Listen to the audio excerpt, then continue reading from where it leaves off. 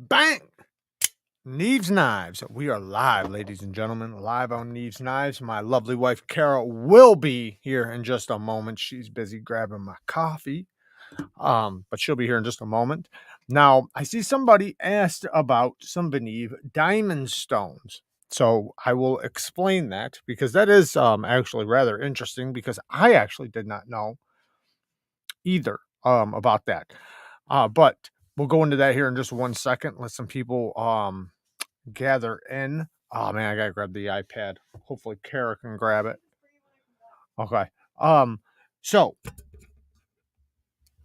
how's everybody doing tonight? I see we already got a bunch of people in here. Shout out to all of you guys. Thank you guys for joining us today. So with the Venive stones, one, they are different because Venive is resin bonded, right? So it has diamonds, excuse me, infused into the resin. Now, the TS Prof stones are diamond plates, but the F rating is still the same. Okay, so you don't want to go off of the diamond plates the same as you would American diamond plates like DMT or like Ultra Sharp, which Ultra Sharp probably isn't made in America. But the point is, though, is that they go off of the American grit rating, 300 grit, right? So that's the one problem with the TS Prof diamond plates is that they don't, even their extra coarse is not very coarse. It's, and the way I like to think of it is times it by 3. If you're ever curious, of what it really is, times it by 3. Hey, Zach! Starting it off nice. Thank you, Zach. I do appreciate the donation. Thank you for the 5 bones. Definitely do something kind for somebody. And everybody, please go and follow Zach's stuff. Awesome dude in the community. He actually just did a live with Ray on Everyday City Carry podcast, which now Ray has a separate channel for his podcasts. So that's Everyday City Carry podcast. Also, Ray is doing a morning live every Tuesday, which is also awesome. So while you're you're drinking your morning coffee or getting ready for work or commuting to work, you can listen to a morning podcast about EDC. So that's really cool. I think that's a heck of an idea. But with the Venive stones, though, so like whatever the grit is from not the Venive, the TS Prof stones, times it by 3, and that's basically the grit, right? So their extra coarse is not that coarse. Their 150 is like 400, 450 or something. Maybe like 500, something like that. But that's their extra coarse. It's really not that aggressive, especially after you've used it a bunch of times. And now I've heard of people complaining that they wear out too fast. It's not that they wear out too fast. It's that you're not using them the way they should be used. And let me explain. So if you take the actual grit, right, even though it says extra coarse, that is considered a medium grit here, like what we would use it for. So technically, you would have already used a coarse stone to reprofile with, and then use their extra coarse as like a low, medium grit stone. You can take their 1000. It's not a polish, but it almost is because it's very difficult to get a mirror polish from, and it's damn near a polish, but it's very difficult to get a polish from a diamond plate. Now with a resin bonded diamond, they are able to do that a lot better. You're able to get that just the way it's infused in the resin or whatever. Now you can take their F rating, the diamond plates from the TS Prof, and if you have gunny juice, you can get a mirror polish really easily. Like take their F1000 and then hit it on quarter micron gunny juice, you got a mirror polish, or even 1 micron or 3 micron, you got a mirror polish. So because the F rating TS Prof diamond plate is so fine, it's like it's almost a polish. It's like a cloudy finish. The gunny juice will take most of those scratches away, and it'll be very, very polished. Kara will be joining us here in just a second. She's getting my coffee, our coffee. Did you hear about Elijah Isham? Yes, we are going to speak about it here in just a second. Let some people come in here just in case whoever hasn't heard. We will talk about it. Maybe I'll grab one of his knife designs. But yeah, it's very sad. Now, I wasn't friends with him, so I'm not going to pretend like I was. I don't think I've ever even talked to him. If I did, maybe once. But I know a lot of people were friends with him. Mike was friends with him, and I know a lot of other people were friends with him and knew him. So, my condolences. And, I won't go into it too far because I don't want to be disrespectful, but I'll kind of explain what happened here in a second. Now, some of you guys seen my last video, the video I posted this morning. It actually didn't get a lot of views. I thought more people were going to watch it, but a company sent me some shitty knives, right? Some crap knives. Delica. Let's talk about, yeah, see, I don't want to do that because like that word right there, that word's not good on YouTube. It's actually, it can get you flagged and demonetized on YouTube. So I'm going to be careful with that. But yeah, I'm not going to be disrespectful like that. Thank you for the donation. I'm going to be, you know, um, I, by telling the story, you know what happened, right? I don't think we need to go into, issues and things like that and where his mind was or anything. I think the story speaks for itself. So, you know, um, Josh, thank you for the donation. Bang, love and good vibes to you, bro. Thank you, man. I appreciate that. Love and good vibes to you too, man. Thank you for the donation. I do appreciate all the donations. They all go back into the channel. And I want to show you guys something. Something you guys helped fund for the trip in Atlanta. I actually got another one coming that Mr. Amazing is sending. I'm not sure which one I'm going to use, but I got a backpack I haven't even, like you see the tags are still on. I literally just unboxed it. For Atlanta, the trip. See, I wanted a bag that was useful in many ways, right? I wanted one that was good for the airplane, right? Which I think most backpacks are, but TSA friendly. I wanted one that I could charge my stuff on the go with because I'll be walking around the show with my camera and everything. And I wanted something that could hold my camera easily. I could get to it easily, put it away easily, that good stuff. And something I can also carry the stuff that I need for the show. Like just something very versatile while I'm walking around the show that can hold my electronics, my charging ports, and all that stuff. Because my batteries in my camera, they don't last for shit. So I'm gonna have to swap those out. I'm gonna have to charge stuff, all that good stuff. And then I'm not sure because we do have a place not too far from the event, but it's like 15 minutes away, and there's a chance we might take Ubers back and forth. So, I got to make sure my phone's live. But we got a new member, Damon Nelson. Thank you for becoming a member, man. That's awesome. Appreciate that. Shout out to the Bang Gang Squad. All right, so check this stuff out, guys. So one, the top portion here has a metal wire. You can see it right there.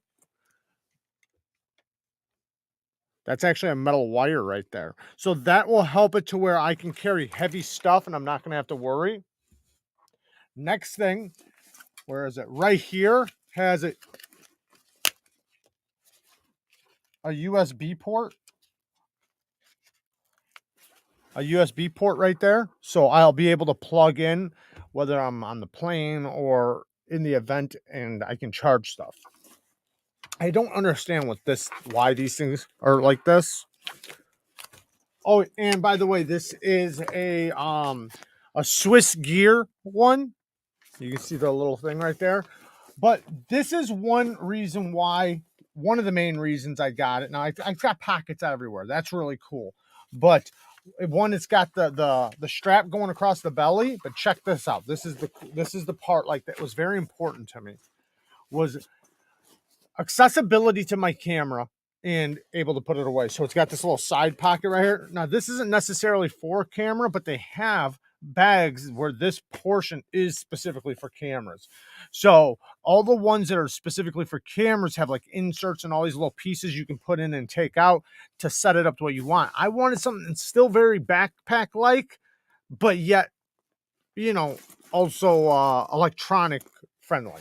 So this little pocket right here zips down to the side like that, and I can get to whatever I put in here really quick. Now this is deep. I can actually shove quite a bit of stuff. Well, I got a little sleeve. I don't have much camera stuff. It's not like I got like tons of camera stuff. I'm not like, you know, that uh experienced yet, I should say. I got my lens, my camera, my lens goes on my camera. I don't even take it off, and that's it. And my microphone that I'm gonna have on top of it. But that's still a little compact piece. So I have a sleeve for it that I bought, and I'll be able to hopefully fit it right in there. And I can just take it out, unzip it, take it out, or maybe even just take the camera and shove it in there. You know, if it's padded enough. But I'm liking it so far. I did just unbox it though, so I don't know how much I'm liking it so far, but I like that I have all these little pockets to get the stuff very fast. And I know people are thinking like, what do you mean fast? You just unzip and get into it, right? But I wouldn't just put my camera in this pocket, right? And I mean like a pocket that's specific to it. Like with my other one, my electronics are at the bottom. So in order for me to get to that stuff, I got to unzip it. I got to pull out what's on top and then get to it. So this way, even though I'll have that stuff in there, I'll be able to specifically get to the camera fast if I need to. Because you got to think, I'll be back and forth with that, hanging out, and then also using that. But yeah. Anyways. Grateful Panic knife reviews. Shout out to Grateful Panic. Go and follow his channel. Good content. Good content. Yo, Isaac.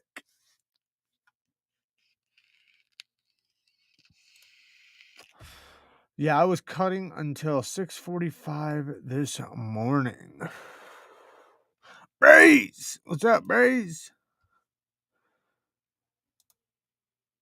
Some serious lumberjacking. What do you... Oh, you guys must be talking about cutting down trees or something. Solo moderator. I have full power. No governor. Awesome, man. Yeah, you guys better watch out. Breeze is in here solo.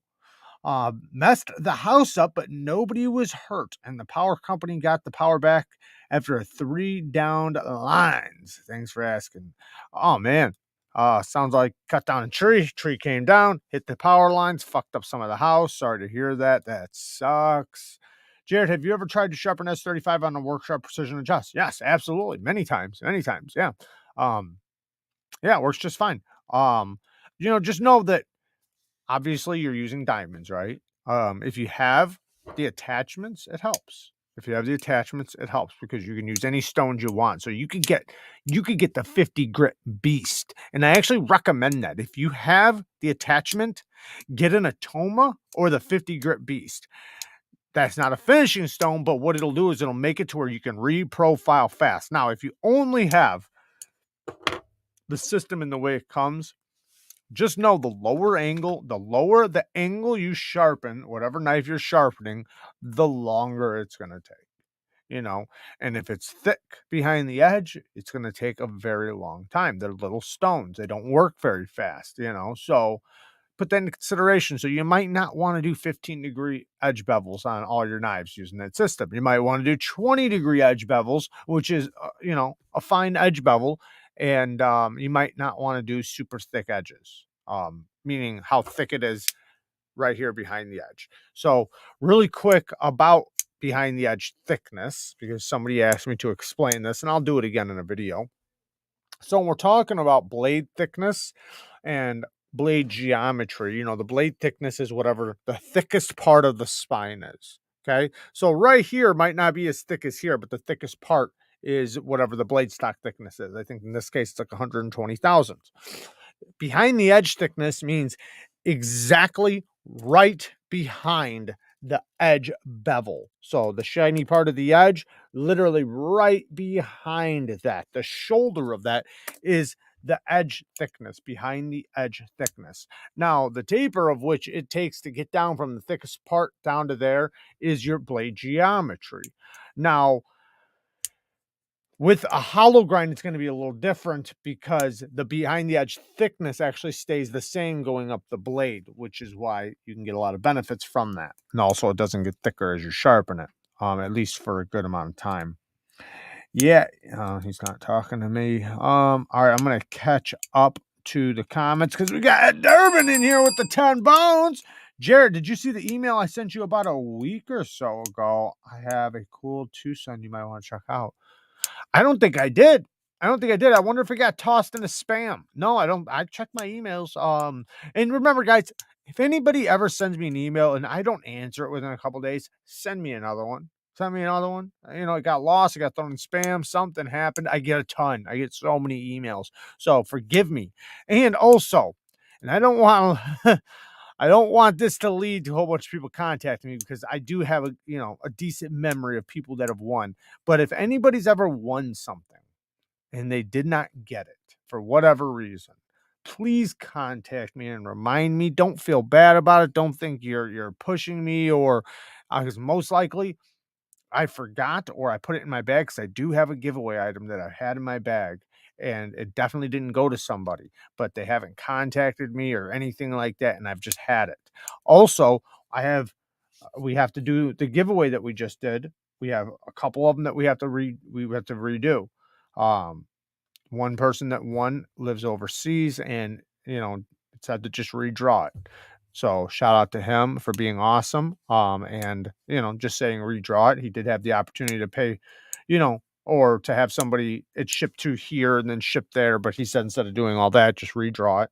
And then somebody hasn't claimed one of the prizes. So, but yeah, like I said, just make sure you guys, contact me if I don't contact you or if you don't receive your item really, within a few days, just make sure you guys contact me.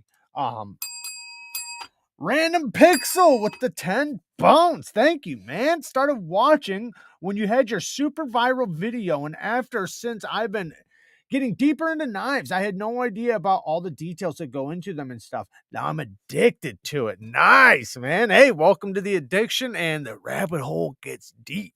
And it's probably way deeper than you even can imagine. Like, and it's just like with anything, right? Just like with anything, like you could think of a watch, right? Like people think of wristwatches and they think, it tells time. Now, when you break down an automatic watch, right, where they have all the gears and it works by itself when you move, like when like here, I have an automatic right here.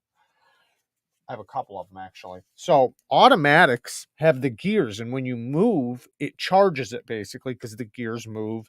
And let me just take this off so you guys can see it. So here's an automatic watch, right? So see the gear moving? So that charges it, right? But when you can break it down, like all that inside there, all the little details, the stones that are in there, because they use like sapphires and things like that, rubies and things in there, they can get very, very deep. Same thing with knives. And when you break down the hundreds of different kinds of steels, and then what are the steels for, right? Because different steels are for different purposes, just like different grinds for blades. Different grinds are different purposes, different blade shapes, different purposes. So many different things, different actions, different deployments, different detent setups, different locking systems. It's like there's a million different ways to do a knife, and depending on your preference and what you like and what your day-to-day task is and what you're getting it for, right? Like I'm thinking about doing a series soon where I literally have people in the comments of the regular videos. They can ask questions and then I will feature it in a video. I'll literally do a video about the question. So I'll take like 5 questions, kind of like what Knife Center does. Take like 5 questions and I will answer the questions in a video where I can show the knife, explain it in detail. Like say if it's um, like what was the one today, or the one I seen today at least was about self-defense knives or something like that. And people were asking like, hey, what's a good knife I could use for running? I run once a week, I run 10 miles. I need something lightweight, but also something that's good if I get attacked by a mountain lion or something like that. Like, and then you just go into it and you show a few knives that would be a good option for that. Or if somebody asks, hey, can you explain the difference between this? And then I do it. I think that would be really cool. So I'm thinking about doing that soon. But yeah, it does get so deep. And I love it, man. I love it. That's kind of the beauty of it. And when you break it down, knives have been throughout history. Like our ancestors and our ancestors of our ancestors, like it just goes on and on. Like knives have always been a part of all our history, and we can't survive without them. And like they've always been something that was a prized possession. You know, like if you had a good quality knife, that could be like the difference to not maybe your survival, but to how easy you're surviving and how well you can get through life. And even like certain tools or things would be passed down to generations and generations and things like that. So uh I think it's something in our DNA, like of what attracts us to knives and things like that. Luke Cole with the 5 pounds. Do you have welcome, my lovely wife Kara? So my lovely wife Kara is joining us now. Do you have an ETA on the patrons give Oh, it's dangerous in here. on the patrons giveaway? I didn't make hot coffee. I see that. I see that. It. Did you? So I was gone so long. It's been a rough last. Did you grab my other jewel? Yes, I remember that. Mine is dead. Yours is alive. Take mine then. Okay, so yeah, I'll order it anytime. Did you tell me that? Okay, so one person already got there, or at least I ordered theirs. If you won the patron giveaway, then you just had to tell me what you wanted from Mojave Outdoors, and then I order it and it gets mailed to you. I remember a couple people were waiting to pick, like they were just waiting to pick. So, but as soon as you pick out what you want, if you won, I probably already ordered it. It's probably already on the way. But yeah, there's another Patreon giveaway coming right around the corner. So, the next one, I'm deciding, but I'm probably just going to take because I got a couple cool knives I could just do a giveaway with instead of ordering something, but we'll see how it goes. Devoted gamer with the 10 bones, new fan here. I have a pair of 3 that has been neglected for years, rusting. I'm about to put an edge on it. It has the 52100 carbon steel. Opinions on this steel. I never used Spyderco steel. Opinions. Interesting steel. So carbon steel. I'm more into the high carbide steels, especially for folding knives. Not saying there's anything wrong with that. A lot of people love that steel. That's more of a fixed blade steel. It's a really tough steel. So that's, a tougher steel. Now, that's why it's rusting on you, because it's not a stainless steel.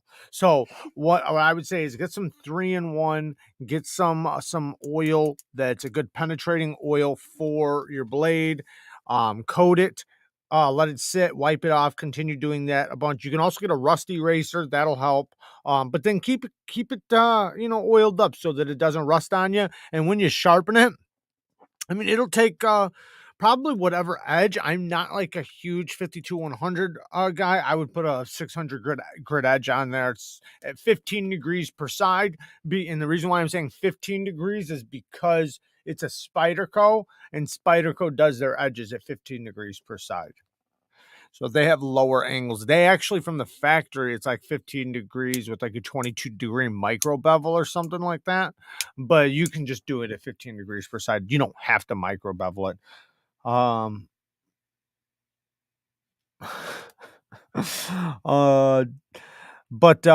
yeah, no. Awesome knife. Spyderco makes great knives. Now their steel has great heat treats. They do a great job with their heat treat.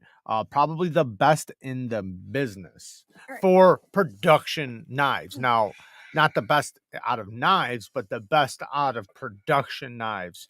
Like there's a couple other companies that are right there with them, but not with as many steels as they do, because Spyderco does like every steel. They do so many different kinds of steels. That's why you have one in 52-100. I don't know any other company that uses folders that even uses 52-100. But I could say that about a lot of the steels they use. That's how they do it. Tri-State EDC. Shout out to Tri-State EDC. Go and follow his channel as name, I just think mustache. Shout out to Cole with the porn stash. Go and follow his Porn channel. stash. You guys got to go check out the porn stash. Wasn't there a movie where they kept calling the guy Porn Stash? Oh, I know what it was. It was that stupid show Orange is the New Black. Did you ever hear that show? I never seen the it. women's prison one. There is a CO, like a guard in there. I didn't tell you. What? One of the female guards from our county jail that was there got arrested for fucking the dudes. Oh, I know. I wouldn't doubt that. No, but you know her. Okay. Well, I know when I was there, there was one that was a stripper and everything, and everybody was fucking with her. Was it the brunette one? She was a brunette, but there was one of the dudes that was in there that had fucked her, and everybody was like talking about it, and like it was like a huge thing. Anyways, Awkward. Tri-State EDC. If you guys want to see the That porn went stash, sideways. go and follow his content so you guys can check out the porn stash. He needs to make merch that just has a mustache on it. And that's Fucktard it. here. Just saying. I can't promise anything. Thank you, Brian. Thank you, Brian. Thank you, Fucktard. Thank you. Blades and Fades is in here. I didn't see him yet. Oh, there he is. Shout out to Blades and Fades. Go and follow his content as well. I have been trying to send him some sharpening content since my books are closed. Awesome content. Awesome sharpener. And he actually just won, or he won the giveaway, one of the giveaways, and his knife is on the way as well. Luke Cole and another 5 bones. Oh yeah, I picked the October and read my card. You said something about sending me a screenshot of the order number. I didn't send it to you because I'm pretty positive I ordered it. It's on the way, Big Daddy. It's on the way, and I will double check to make sure that everything is good. But yeah, I do have the order number. I'll send it to you. I don't know why I wouldn't have. Maybe I meant to, and sometimes that happens. But I'll double check and make sure everything went through okay. But I'm like, I have like a big memory of ordering it, so I can't see why, unless if something happened because like me putting in the numbers and then I don't know. But I did order one of them and already had it in the mail to somebody, so I'll double check though. No problem. It would probably just wind up showing up, but I'll double check it tonight as soon as we get off. Hey Jared, have you asked? Wait, I have asked you a question on Instagram regarding shipment. Please respond when you can. Please also, respond, baby. are you a fan of MMA? I am a fan of MMA, and regarding shipments. Okay, I will double check. I will definitely check it on Instagram. Will you check the Instagram? Yeah, really but quick? can I ask you a question? Yeah. Shout out to the Bang Gang Squad. What? Do you think we could do that thing that I was talking about before for fun? Not the death one, but the... You don't even have nothing set up. Yes, I do. Okay, well then we'll do it. But yes, I will. I will check my I will check right after. Who is it that I'm looking for? Don't worry about it. I'll check it after. I'll check it after the live, bud. I'll remember all these. Just do me a favor, baby. Write down the names really quick. Of who? Luke Cole. Luke Cole. And then this handle right here.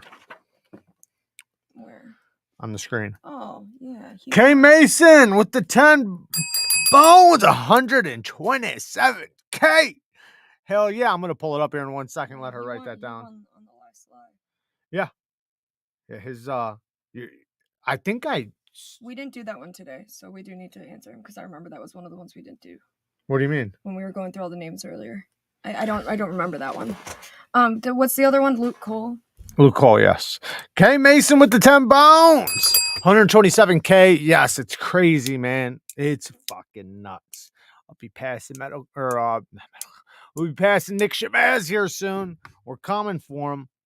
Also coming for Knife Center and Everyday Minimalist.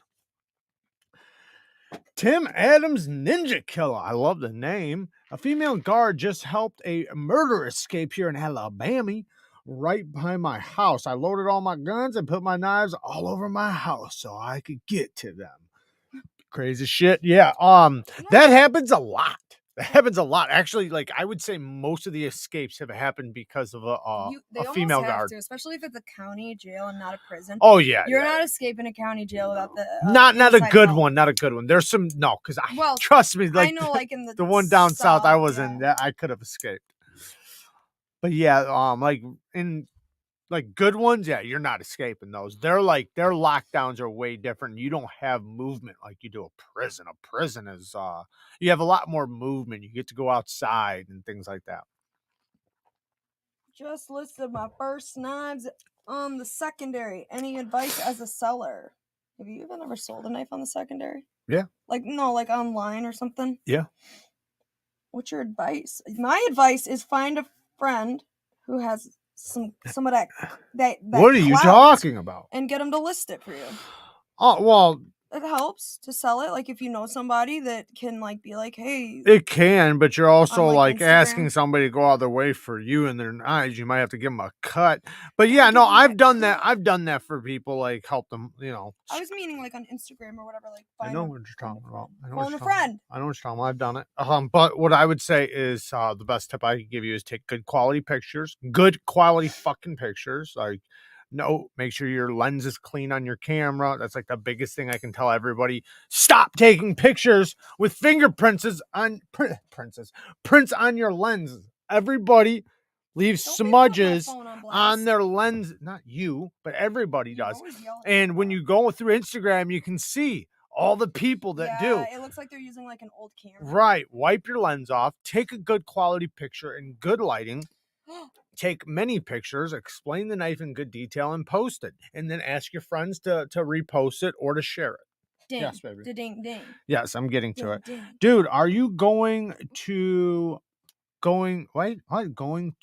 on to Rumble? I'm already technically on there, kind of. I just never go on there. I haven't really learned how to use it, but yes, I'm gonna eventually. I just got to do it,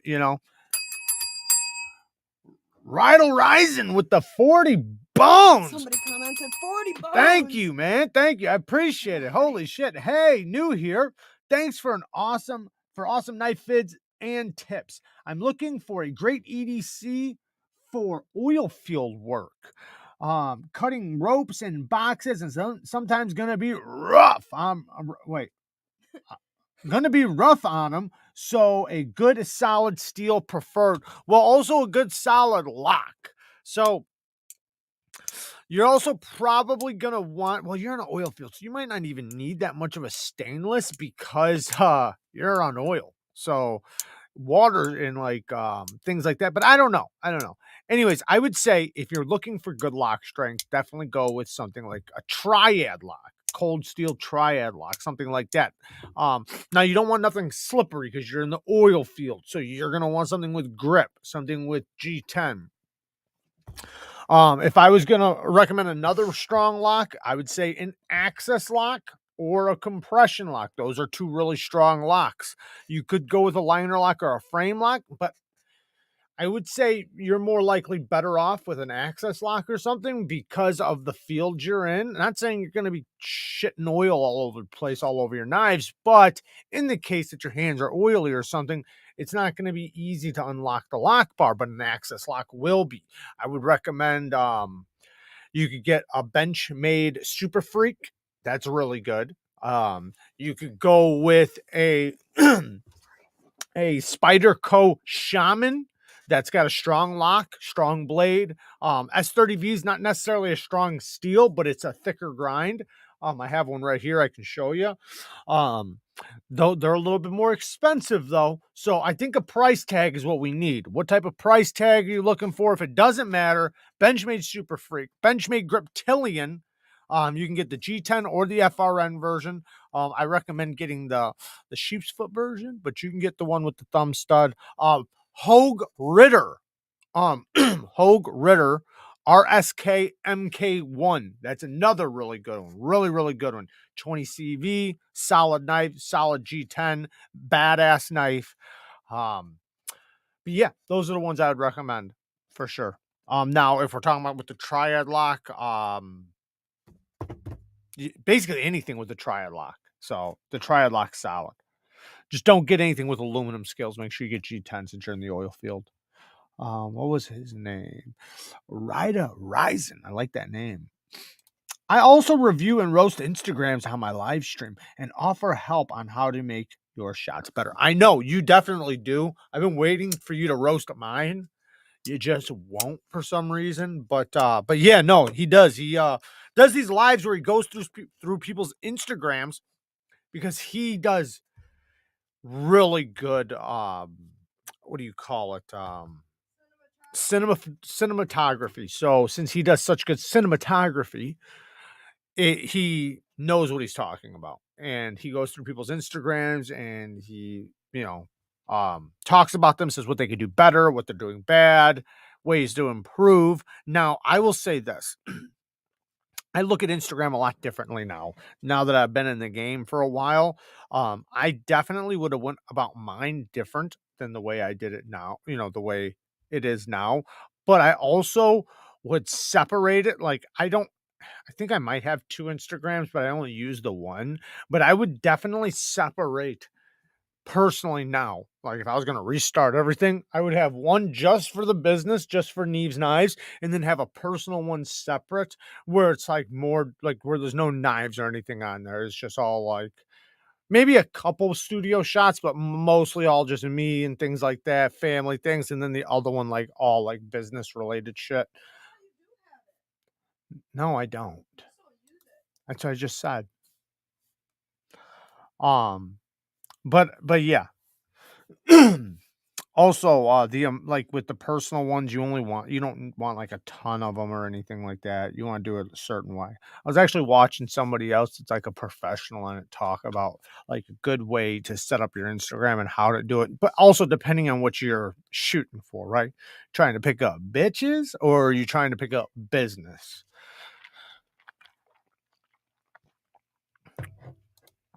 Anybody know if there will be more Rasks? I don't like the Norsemen. That's tough, man. I don't know. They don't come out very often. But I wouldn't know about that. He's talking about the Grimsmo knives from Canada. John Grimsmo. I need a Ritter Hogue. Been looking at grips, but people say the Ritter is far better. Okay, so yes and no. Yes and no. So I personally like the Benchmade Griptilian sheep's foot better. The reason why is because I like the blade shape in the hole. I love the reverse flick action. Now, the knife materials wise, yes, it's better. You're getting 20 CV and G10. With the Griptilian, you're getting FRN and S30V. But you can get G10 and 20 CV. But it's more money than you spend on the Hogue. Now you also get dual color G10 with the Griptilian. So depends on how you look at it, but yes, the base model versus the Ritter the Hogue, yeah, it's definitely better materials. The geometry is pretty much equal though. I don't know what that's about. But yeah, I think that's a solid knife and USA made, lifetime warranty, lifetime sharpening service. If something happens like with the blade and you do break it, you can get a reblade. If part, like you can, the warranty's the best warranty in the business. Benchmades are great warranties. And like I said, if you do happen to snap the blade, you can get a new blade for like $20, depending on the steel. Then they do, like I said, lifetime sharpening service and things like that. Jared, I got enough money for a ZT 0350 or Bailout. Which should I pull the trigger on? About the same money. If it's for the 0350 or the Bailout, I really like the Bailout right now. If you get the one in M4 steel, I really like that. Now The ZT is probably I don't know. It's going to be tougher. Okay. The ZT is going to be a little tougher just with geometry wise, but the lock is definitely tougher on an axis lock, but the blade is thin. So the Bailout has thin geometry, but that's a good thing for cutting. So it's a tough knife still. So I would go with the Bailout personally. I actually want one myself. I answered your dreams there, Brad. Yeah. Yeah. So Bang. when am I coming back? Bang, bang. I was having He said, never mind. I had some hair issues happening, so I had to go. Some of them hair problems. Well, listen, for some reason, as I get older, my hair gets curlier. And so when I got out of the shower and had it up in a bun and tried to take it down because I have a headache right now, it went a little wild. So I just, got the old flat iron, zip, zip, done. Nice. I know you were so interested in that, weren't you? Yeah. That was like probably one of the best stories I've ever told. Top 3. It was like one of those moments where someone goes, "Cool story, bro. Tell it again." Kill story, bro. So I do have a whole bunch of knives that just came in today, so watch out for the videos over the next couple days. We got some new knives from some companies, a few of which are badass. A lot of you guys are going to be interested. They're all pretty much budget knives and really good ones. Next thing, let's talk about this really quick. We'll go through it. Some of you guys might not know. Some of you guys might know. Can you grab the McKenna over there really quick? Yeah. So first we'll get to this 5 bones. Yoda, thank you for the donation. Hey, I already have the ZT0562. So I was wondering what you think is the next best ZT that's still in production. What's that big fucker? There's that big one that recently came out. That one. That one's really, really good. Is it's in one of the I thought it was in one of the littles. It's not? Just keep looking.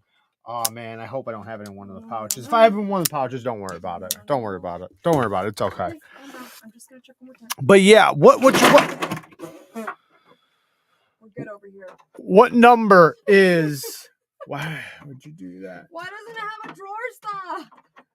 It's not that kind, baby. I figured you know by now. Well, yes, the 0308. Yes, thank you. Yes, the 0308. That's what I would go with. That's a beast. Well built. Great action. Geometry is actually really good because the ergos are really good on it. And even though it is a tough, like overbuilt knife, the geometry is great on it. It's definitely built for cutting. Good knife. And I've sharpened 3 of them, and all 3, not saying ZT is the best heat treats in the world or anything like that, but I've went through a lot of soft ZTs. I have not went through a soft 308 yet. They've all felt pretty damn good. it's not in there. I said that it was in one of the pouches, so just forget about it. I was just letting you know that it's not in there. The only one that took a hard hit was the 0450, so no one cares about that knife. I do. Do you? Yeah. You like that 0450? Carry it for the next week. Make it your knife for Devoted Gamer XD with the 5 bones. Thanks for the response about the 52100. Also, I recently bought the Civivi Elementum after watching your vids, and wow, great value. Absolutely great value. Awesome value. And they actually have a premium version now, a titanium frame lock version.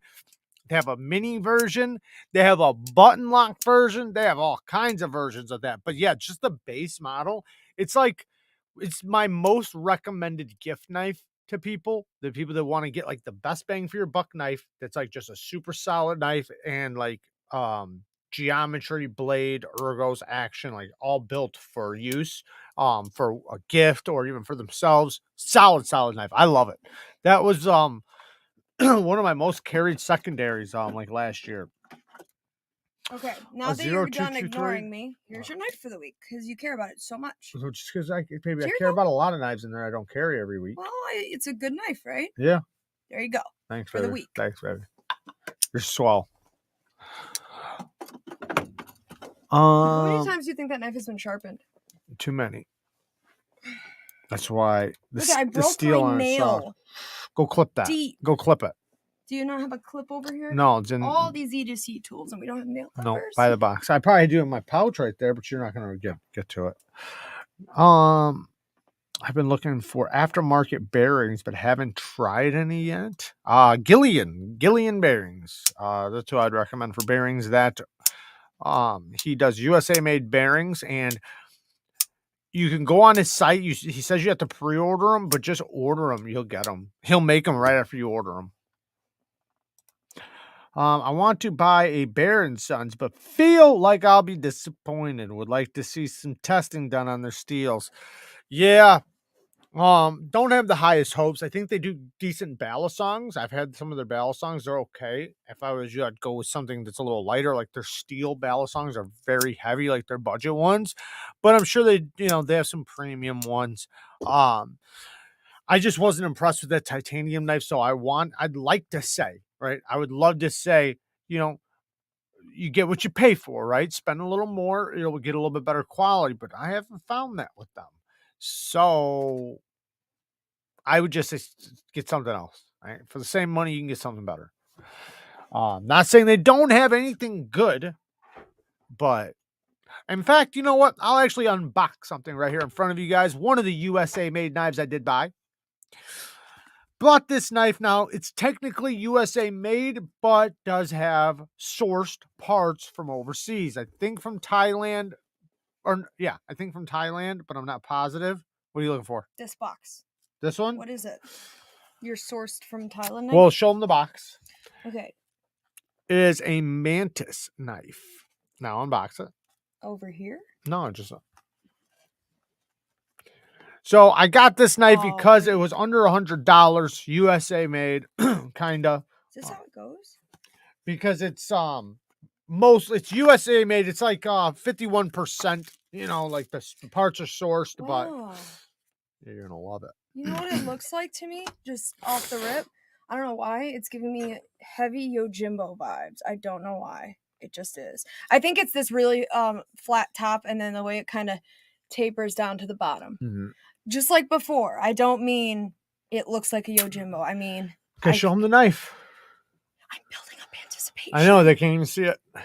That's why it's so much anticipation. Okay. So originally was tip down. Now I flipped the clip so it's tip up. Oh no. What kind of a D10 is that? You're going to love it. Is that? Yeah. That's a chisel grind.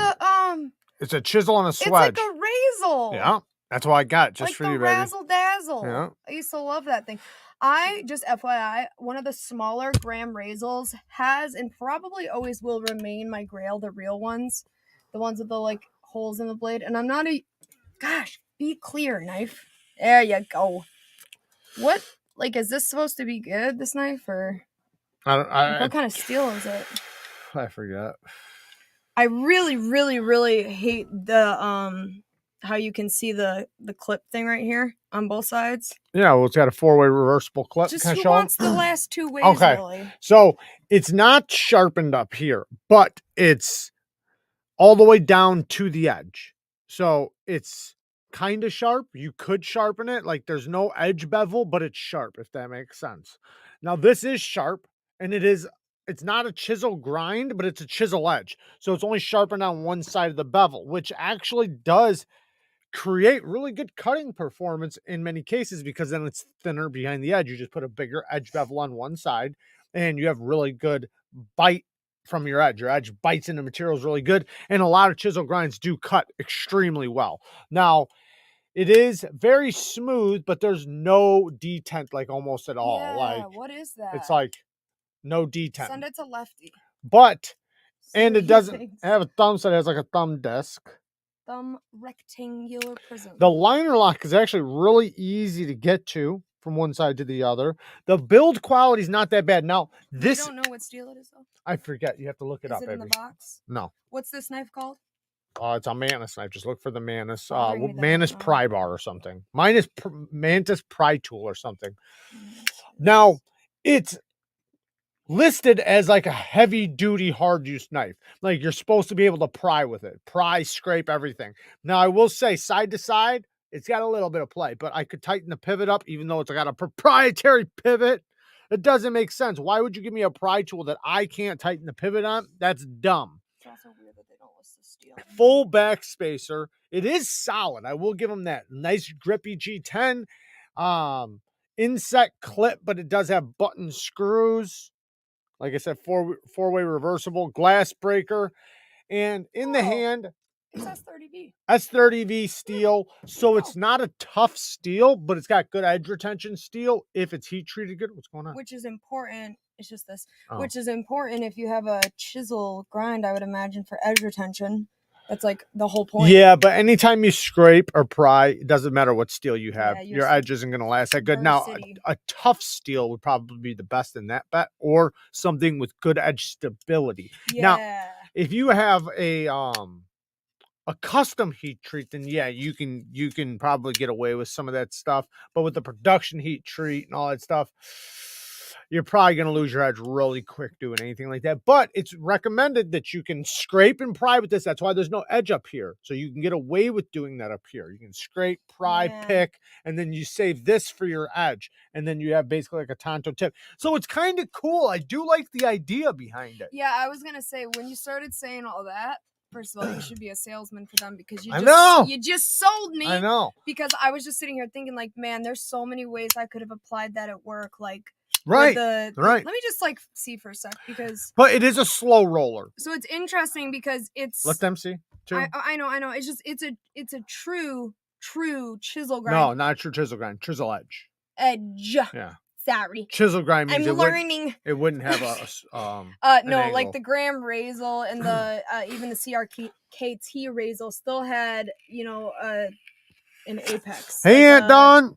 2 edges, whereas this one it's like, flat on the back and then the angle just to the one side. So what kind of angle would this be called? What do you mean? Terms of sharpening? It would be just like a regular knife, except for it has a chisel edge. But how far do you think this edge is laid back on the side where there's an actual edge? Well, that's like an angle. That's what I was saying earlier. You can lay it back to whatever you want. This one's probably 20 you degrees. Probably lay it back pretty far.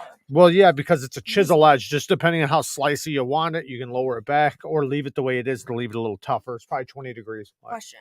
So if you're sharpening that, like a chisel edge, if you're sharpening it and you're doing your whole thing, is it easier then to not mess up more than having 2 edges that you have to get perfect? Yes. And then also, next question, do you build a burr up quicker? Like a more even burr that you can just knock off. Do you know it's gonna be like it's gonna be like sharpening one side of your knife. That's what it's gonna be like. So it's gonna take half the time to sharpen because you're only sharpening one side. So yes, it's gonna be a little easier. You could micro bevel the other side because you're gonna have to still do burr removal.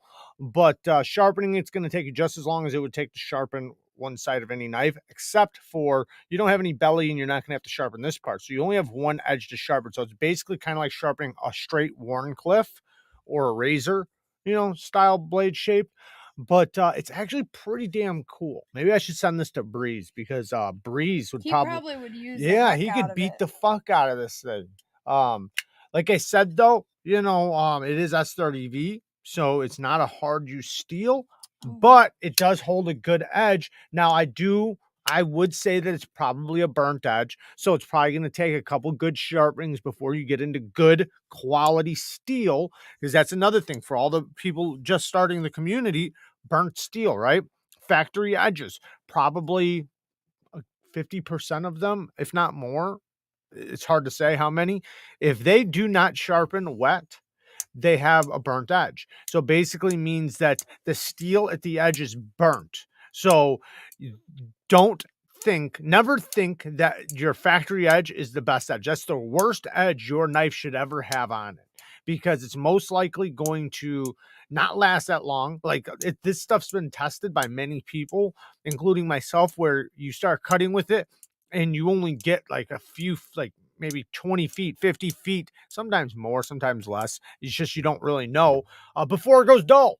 But then you sharpen it and then it increases by like 50%, if not more. Then the second edge you put on it, now it's almost at its full potential. So by like the third edge you put on your knife, that's where it's going to be like at its full potential, where you're going to get the best edge.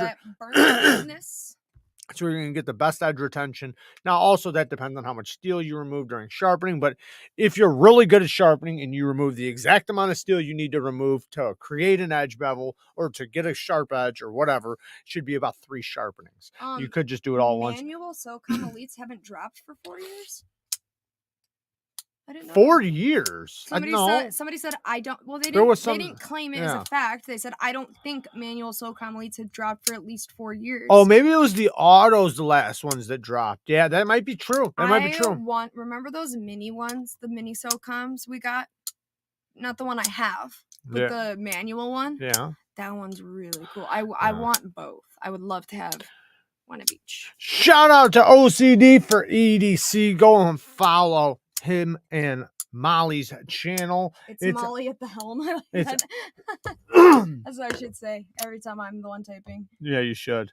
Justin's driving. Shout out to Justin and Molly. Go and follow their content. They also have a website with a lot of awesome stuff on there. You can get CMEs for your compression locks. If you have a Spyderco, they have the Slickum, which I have over by my knife bench because I've been using the schnit out of it. So definitely go and follow their content and check out their website for knife stuff. And they even been selling knives on there recently. Custom EDC knives with the 5 bones. How's it going?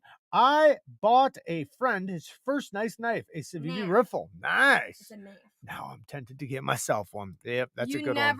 We just gave one away. But listen. Yes. This is a rule. Okay. In the knife world. Yep. You shouldn't really give somebody a knife that you also don't have yourself. Or tried. Or you will end up buying it. Because if it's good. Because you'll be jealous. Yeah, you know how you have buyer's remorse? I'm not saying I have giver's remorse. I don't have remorse about giving ever. I love giving stuff to people. But it doesn't mean that you don't then want it. Like, didn't we sell or give away the Griffin? But then we got it back because we were somebody gave us one. Which was amazing. I wanted it back. Just like, you know what else? You know what I'm going to say? That you sold that I really didn't want you to sell? The Biblio? No, that knife could kiss my ass. I hated she hated that thing. No, I was talking about the Smocksman. The Smarksman, yeah. Yeah, what's it really Buck called? Marksman. The Buck Marksman. Yeah, she was mad about that one. I'm still mad. Yeah, I'm kind of upset about that one. I really liked that because it was so unique. Like, how do you get rid of the most unique knife? Can you say unique New York 3 times fast? Unique New York. Fast. Unique New York. Unique New York. Unique New York. Unique New York. Fast. Maurice! Shout out to Maurice! All day long I think of things, but nothing seems to satisfy. Think I'm losing my mind if I don't find something to pacify. Shout out to Maurice. JD passed 1,000 subscribers. Nice. Shout out. JD for EDC. Definitely go and follow his content as well. He does got some cool content, and help him get to 2,000 now. Like 6 or 7 when I first saw him. So really quick, let's talk about this. So Elijah Isham, he was a knife designer in the community. He recently passed away. It was kind of an extreme situation. Without getting into too much where his mental state was or anything, he got into a car crash and wound up pulling a gun out on officers, and they commanded him to put it down for over 5 minutes, over 40 times, and then he did not. And I think he wound up cocking the hammer or something like that, and they put him down, and he did die. But he was a well-known person in the community, well-known knife designer. You either loved I would say he had a lot of designs I liked and then some that didn't speak to me. But either way, a lot of people loved his designs, and a lot of them I did too. So he was pretty big in the community, and he's had a lot of designs over the past few years. And people loved his knife designs, and he had some really like premium style quality knife designs that I didn't really like, but they were like more artistic. Yeah, so they're saying, we're just reporting what we've heard, no speculation. Right, I'm not trying to speculate. We don't even know that it's necessarily fact. From the police report. right? From the Whatever police are report. saying, I mean, they're people too. You never know. Right. And it just, it is what it is. It's how that went down. It's not the officer's fault or anything like that. So I don't want anybody saying, like, making it seem like that they were at fault or did anything wrong. They didn't do anything wrong. They did the damn jobs. It's tragic what happened. And, bless his family, and hopefully, and everybody else in the community that knew him, because I know a lot of people were friends with him. I know Mike was friends with him. I know Lindy Lou and Richie B, they knew him. Everybody at Savivi and We Knives knew him. A lot of people knew him. I didn't know him personally, so I can't really speak to knowing him or anything. But yeah. Mark Spencer with the 20 bones. Howdy, folks. Rock and roll. Rock and roll. Thank you, brother. Thank you for the 20 bones, man. You guys are awesome. We're going to do your thing in 2 minutes. I do want to just have a thing for you guys. Thank everybody really quick for all the donations, man. You guys are awesome. It does help the channel a lot, and it does go back into the channel always. I didn't realize Thank you guys so much. Q1 Fiend. I know. I didn't. Yes, he designed the McKenna. Yes. You didn't realize how young he was. 27. I knew that. I'd seen him before, so I knew he was young. I thought he was like 30 or something. No, I knew he was young. He had like a real artist look. Have you ever seen him? I'm sure you guys have seen him now if you go on Instagram. Yeah. But he had like a real artist look. I always thought he looks just like his logo from the McKenna. Mm-hmm. That's what he looks like. I think that's what actually put the picture of him in my head until the first time I saw him. Oh, really? Yeah, the glasses and the mustache thing. So, and that's. Yeah. See, what's up, Diva? All right, we're gonna do that. We're gonna do the thing. You ready? You ready to do that thing? You don't even know what the thing is. No, I don't. Why don't you inform me? You know what the thing is? Check out Breeze's new knife. You're gonna go upstairs and make me coffee while I do a live stream, and then you're gonna bring me in the coffee. You're gonna set it down. I go, thanks, baby, and then you're gonna be like, all right, I'm gonna go play some games. That's your job. We're gonna play opposite day. No, I'm just kidding. All right, that would be fun though. I miss taking over the lives here and there. All right. Anyway, so I do have a thing for real, and I don't know how to go about this because I don't want to start fights and drama. Fights? Yeah, things break out. Oh God, Breeze, where are you? Breeze, where are you at, Breeze? Breeze. Hipster is exactly what I said. Yeah, he definitely had a hipster look. One of you. Okay, so anyway, Hi. Hi.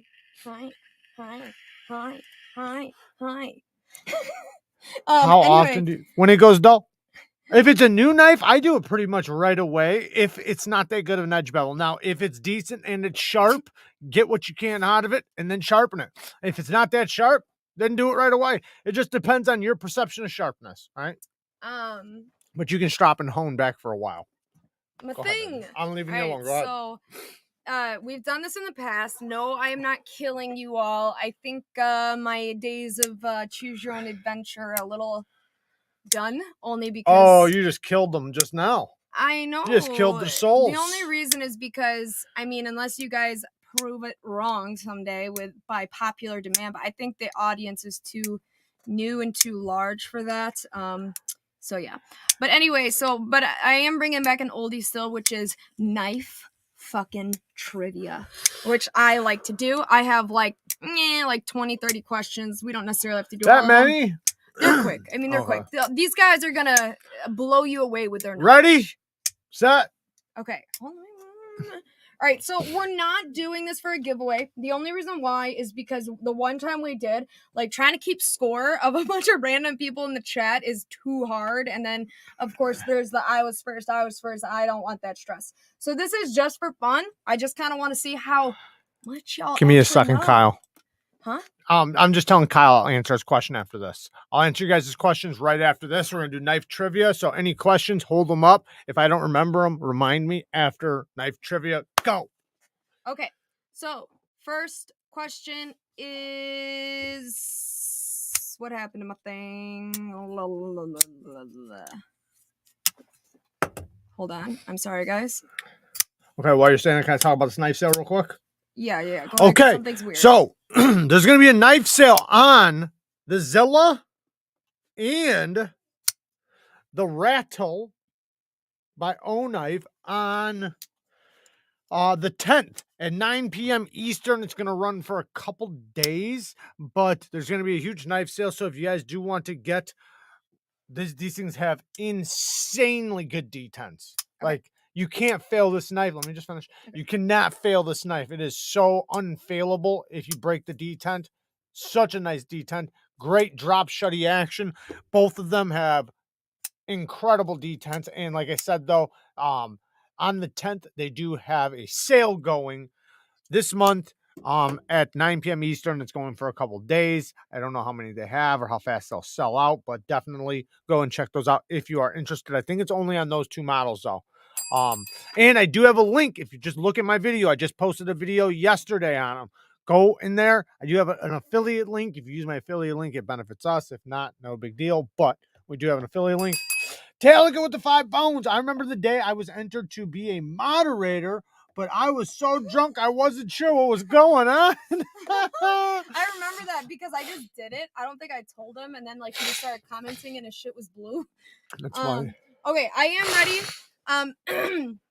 For this first portion of the quiz, do keep in mind that some of these questions I think are coming from the point of view of somebody that may know a little bit about kitchen knives. So just keep that in mind. They're not chef knife related necessarily, but just keep that in mind, okay? You can answer as well, baby. I can answer? Although they might crush you. They probably will. Especially Q1 Fiend. He's kind of scary with it. Q1 Fiend's a cheater, by the way, guys. The goal of the game is anyone that can beat Q1 Fiend on a question. That's basically the game. Automatic winner. The game is beat Q1 Fiend. He's so good all I got to say is get your guys' fingers ready. All right. Number 1 is, what is a Sanmai blade? Ooh, I'll let them answer. You'll let them answer? I know it. Yeah, of course. Whisper. I just want to know if you actually know. I do. Trust me, I do. Baby, stop. We have a microphone right next to my mouth. That's true. Yeah, that's right. It'll just sound like this. Okay. That's what it'll sound like. Okay, now say it. Before looking, now say it, because somebody already got it right. So it doesn't matter. Say it. Sanmai blade is Damascus steel, where the blade steel is coming out of the bottom, basically. It's like a core. How many layers? Damascus, 3 layers. Yes, that's the answer. Where it has layered steel, and the core of the steel comes out, and you can actually see it. Like, usually you can tell a Sanmai because you'll see a line across the bottom. Actually, Dang, your answer was very specific. The answer was just a blade with 3 layers. But I'm just saying, you can tell a Sanmai. If you look at it, you'll see a line at the bottom, like a squiggly line. If you grab one of my Damascus knives, I can actually show them. Okay, let me just say, hold on. But I don't have to. I don't have to. Don't worry about it. Hold on to your junk. Got it right. Nice name, man. I love the name. Okay, he was first. Q1 Fiend just answered LOL, so I think he got that one wrong. To be honest. All right. He said too fucking easy. Yeah, he was like, LOL. I'm not even gonna do it because I'm not even gonna try this one. Crushed. I'm gonna let y'all have some fun. Yeah. All right. I'm just curious to know if anyone knows this. I know it's a chef knife one, but I think it's interesting. Which knife is used for cutting vegetables by Japanese chefs? A Goyotu knife, a Nakiri knife, a Deba knife, or none of the above? Do you know that one? I didn't. No. But I do know the one you said is the one with the holes or dots on it. Diva, FPV. Got it correct. It is Diva! The Nakari. Yeah, that's Nakari. Oh, some of you guys did know. Seems logical, just had the kukri. Santoku, that's the one with the dots on it. Where it looked like a cheese knife. The knife. I think. Not a positive. Lorena Bobbitt knife. Everyone thinks I'm Lorena Bobbitt. That I'm gonna cut your junk off. Uh-oh. Because I know things about knives. Yeah. I don't think a strong detent's gonna be knowing what a detent is gonna be the reason I cut your junk off, though. Go ahead. All right. Next one. What is the major difference between a German knife and a Japanese knife? A Japanese knife is longer. B, a German knife is shorter. C, a Japanese knife is sharper. Or D, a German knife is thinner.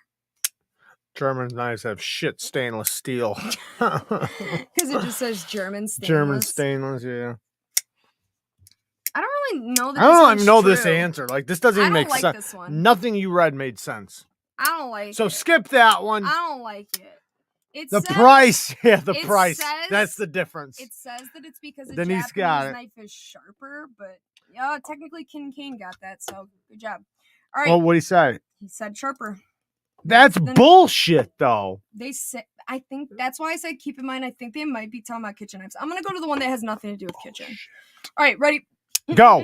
This one is interesting. Which of the following is small and has a short, stiff blade with a curved point and is used to cut sheet materials? Machete, linoleum knife, boning knife, paring knife. Read it all over again. Wait. Wait. She messed up. What the fuck are the answers? I don't know these answers. Read them. Read the thing. Yeah, again. but I don't know the answer. Okay, I'll tell you if you read it again. Which of the following is a small and has a short, stiff blade Maurice's dick and used to cut sheet materials? Machete. Nope. Linoleum knife. Boning knife. Paring knife. None of them. A paring knife is like something you use in the kitchen. Linoleum knife is a hawk bill. They said linoleum. That's a hawk bill. But it says a small, short, stiff blade with a curved point. Oh, it said curved point? Yeah. Okay, yeah, that's a linoleum knife, yeah. I didn't know linoleum was the same thing as a hawk's bill. Yeah, it's a hawk bill. It's a carpet knife. So, hold on to your junk. Dang, he be knowing a lot about these things. Bear says, again. He's the new Q1 fiend. Not transitioning from knives to watches. Can't both. That's he's doing really good. Okay, which of the a hawk bill, that's the same thing. Like a carpet knife is also used for linoleum. Like when we used to do linoleum floors, that's what we used.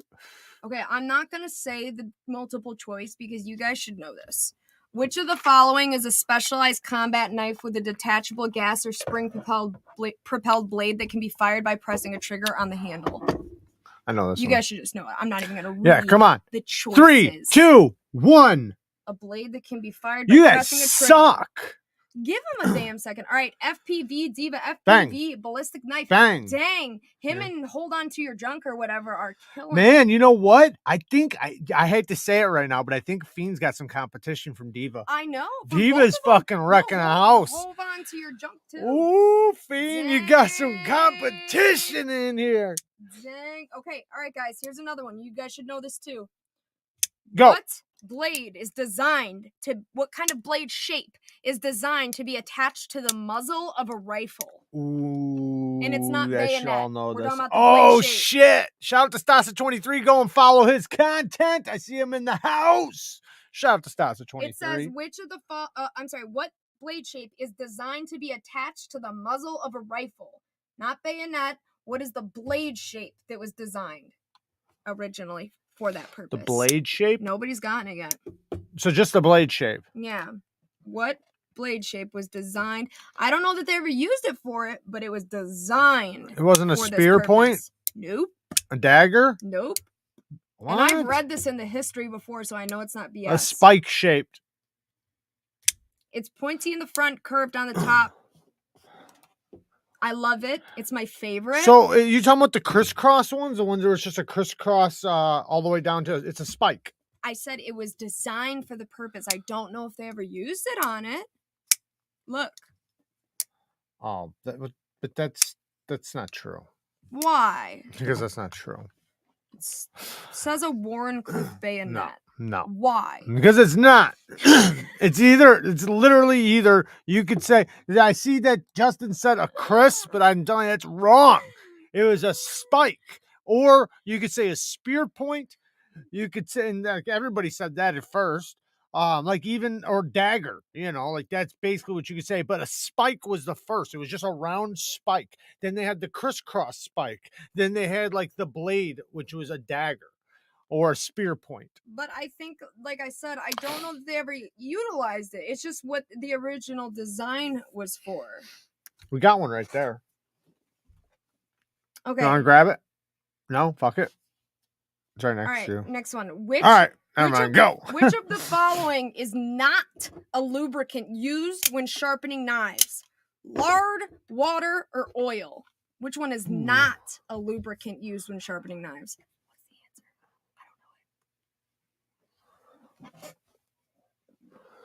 I don't know. Okay. That's what I thought. Who got it? Hold on to your junk. Damn. Fiend's got it. No. Oh, no. Wait. Hold on to your junk. I think he's just getting him right, so I have to keep saying his name. Lard is the answer. Lard. I just wanted you guys to all type lard in the chat. That's hilarious. Everybody got it right, though. Everybody did. Everybody got it right. What the fuck is Shout this question? out to Junk. This question said, what is the most basic knife skill? Throwing, chopping, or dicing? That's so speculative. Yeah, depends on you. Probably dicing. That's dumb. That is so stupid. Okay, All right, next one. Okay. What is the name of the... You're right in the microphone. What is the name of the small, round metal attachment points that keep the blade and the handle together? The name of the small, round metal attachment points that keep the blade and the handle together. You know the answer? Right there. Bang. The pivot. Thank you, John. Yes, it is. It says this. These are the... That's wrong. It's not? It's wrong. Why is this website bullshit? Because they don't know fucking knives. See, this is the thing. This is why you don't... What's a rivet, then? A rivet is... You can't unscrew it or take it apart. It's literally... It's a pop rivet. It's for putting things together. Kitchen knives, possibly? Maybe they were talking about a kitchen knife again. Oh, like a kitchen handle? But that's not... Oh, yeah. Like they're talking about a kitchen knife. Yeah. So... Yeah, like mosaic pins and shit like that. But still, we're talking folders. So fine. So Josh got it with pivot. And everybody else did too, actually. So yeah, shout out to you guys for knowing more about knives than the damn internet. Okay. Yeah, that's for a fixed blade. Right. But when we say that though, nobody would have guessed that because we said the blade to the handle, you know. Okay, what blade shape was designed by a lord? I know this one. Do you guys know this one? You guys should. What blade shape was designed by there is a Mitch. lord? There is Mitch, and I go on them a lot to get my trivia answers.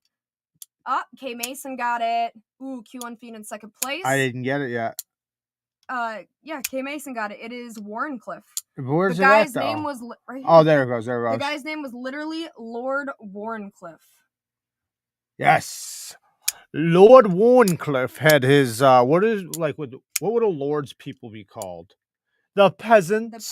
The peasants. That's more, I think, like a... He had the peasants make him a blade, which happened to be a Warncliffe. That's where the name came from, because they made him the blade shape, and he was Lord Warncliffe, so it was called the Warncliffe blade shape. What? Hold on a second. Okay. We gotta get to the mock clown. The answer is always D's nuts. 2 bones from the mock clown. The answer is always D's nuts. All right.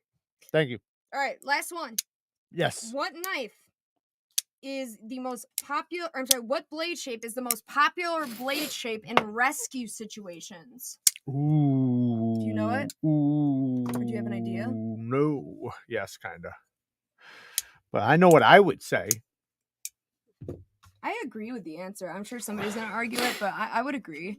The whole blade shape, not just the fact that it's serrated, but you are right about that, Kyle. For sure. The actual blade shape. Bobby357 got it. It is a sheep's foot. Foot knife. Yep. And you know why? Serrated would also make sense. So you guys aren't wrong, but it was like asking like the blade shape.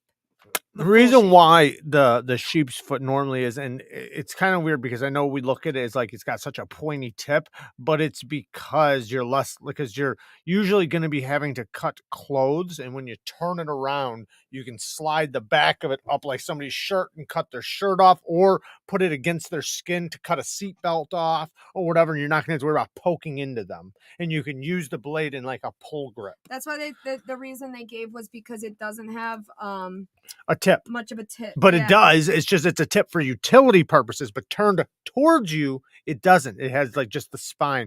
But you could say that about a few other blade shapes too. But it still makes sense. But some people look at it because of the serrations. People are saying serrations because serrations are used often for straps, clothing, things like that, because they tear and rip quick.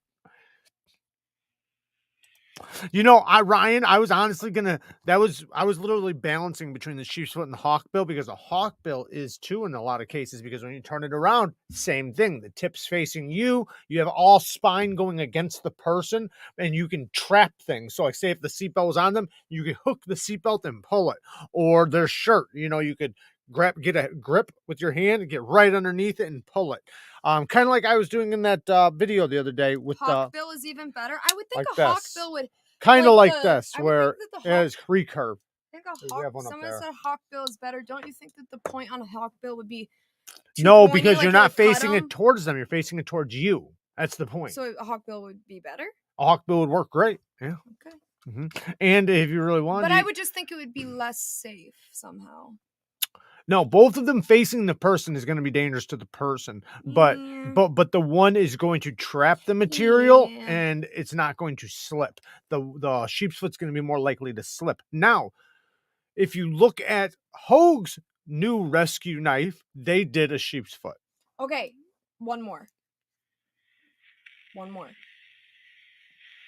The worst bevel I've ever seen. It looks like the ocean during a tsunami. Yeah, I know what you're talking about. What she's talking about right now is she's trying to sharpen a knife where the grind is misground all over, so the edge bevel looks like this. Look, go ahead, baby. Go. Okay, last one. Yes. What is Jared's biggest pet peeve on a knife when it's not made well? Does What is Jared his even know biggest- this one? Yes, you do. What is Jared's biggest pet peeve on a knife? Dang, Todd came in there like whoa and got why it. are you getting right. before me? Because I'm cool. I don't know. Yes, the Lock answer bar is access. lock bar access. Yes, he likes his lock bar access. He also likes his plunge grinds and choils. Bad D10 is lefty. That one goes Plunge to grinds. lefty. Yeah, bad There's plunge been another grinds. one you've been on lately. What was it? D10s are definitely important. D10s are definitely important. D10s are important. Plunge grinds are important. Lock bar access is always important because I cannot stand getting a knife and then you can't even unlock it and you're struggling to unlock it and you keep slipping. Yeah, I That's hate that stupid too. to me. Like, it's just as important being able to close the knife one-handed back in the pocket as it is deploying the knife. Think about it. What's the point of having a good firing knife to get into work or action if you cannot safely close it and get it back out of action? Because, like, when I'm at work, right, or when I was working, a lot of things I'd cut, I needed one hand because I'm holding the thing I'm going to cut. So I got to cut it. Then I got to get this closed back into my pocket so that I can continue using this knife, or just to get the blade out of the way, right? Close it. Now I can use this knife even if the knife is still in my hand. Somebody said they thought maybe sharpness would be your thing since you're a sharpener. Well, I just sharpen it myself. I was going to say, I don't think that would bother him because he's a sharpener. Okay, Seems Logical asked if he could please do a trivia question Yes, next. absolutely. Please type that in the chat. I'll read it out loud and we can absolutely do that. Seems Logical always has good trivia questions. Q1 Fiend's biggest pet peeve is bad clips. I wouldn't say it's a pet I'm getting pretty peeve. picky on those. Yeah, but you don't like a lot of deep carry clips. So, yeah, I was just about to talk. And say talk. I was going to say, I don't think that it's necessarily a pet peeve of mine, but I prefer it not to be deep carry. But I think that my biggest I don't think it's a pet peeve because it's not about the blade or it's not about the knife being made poorly, but I really, really, really hate upswept tips. I just don't like Persians them. or if I see that trailing points. Because this is why. Let me see that. You want something with a trailing point? Sure. This is why. Because the most things I'm doing is like this kind of sort of work. And I just feel like with this tip, if this isn't, a flat surface, instead of, with like a regular knife just barely tipping it, I have to go like this to get to the tip. Can you even see that? Yes, yeah, you can. Yeah, so like with this, I have to lift significantly higher to get to the tip, which I need a lot for various things I do. Now, if I'm just popping straps, doing work towards myself with cutting, that's totally fine. I would say that because I use downward tip knives so much, they do hit the floor a lot. Yes, sucks. Brian, I am doing YouTube and knife sharpening full time now. I didn't even quit get my to job. freaking read it. Where's it at? Seems Logical. Here's my question. What country did the kukri originate from? Oh, good one. Nepal? I didn't know that. I think I've read that before, but I didn't have it memorized. Q1 Fiend got it, and then K Mason in second. Dang. Q1 Fiend, holy crap. Yeah, Nepal, yes, I didn't have yes. that one memorized. Yeah, my books are closed right now, but yeah, after June you can definitely send it in because I have to get my books finished right now, and then I got Blade Show at the beginning of June, but as soon as I come back, my books will be open and we'll be able to do that for you, Josh.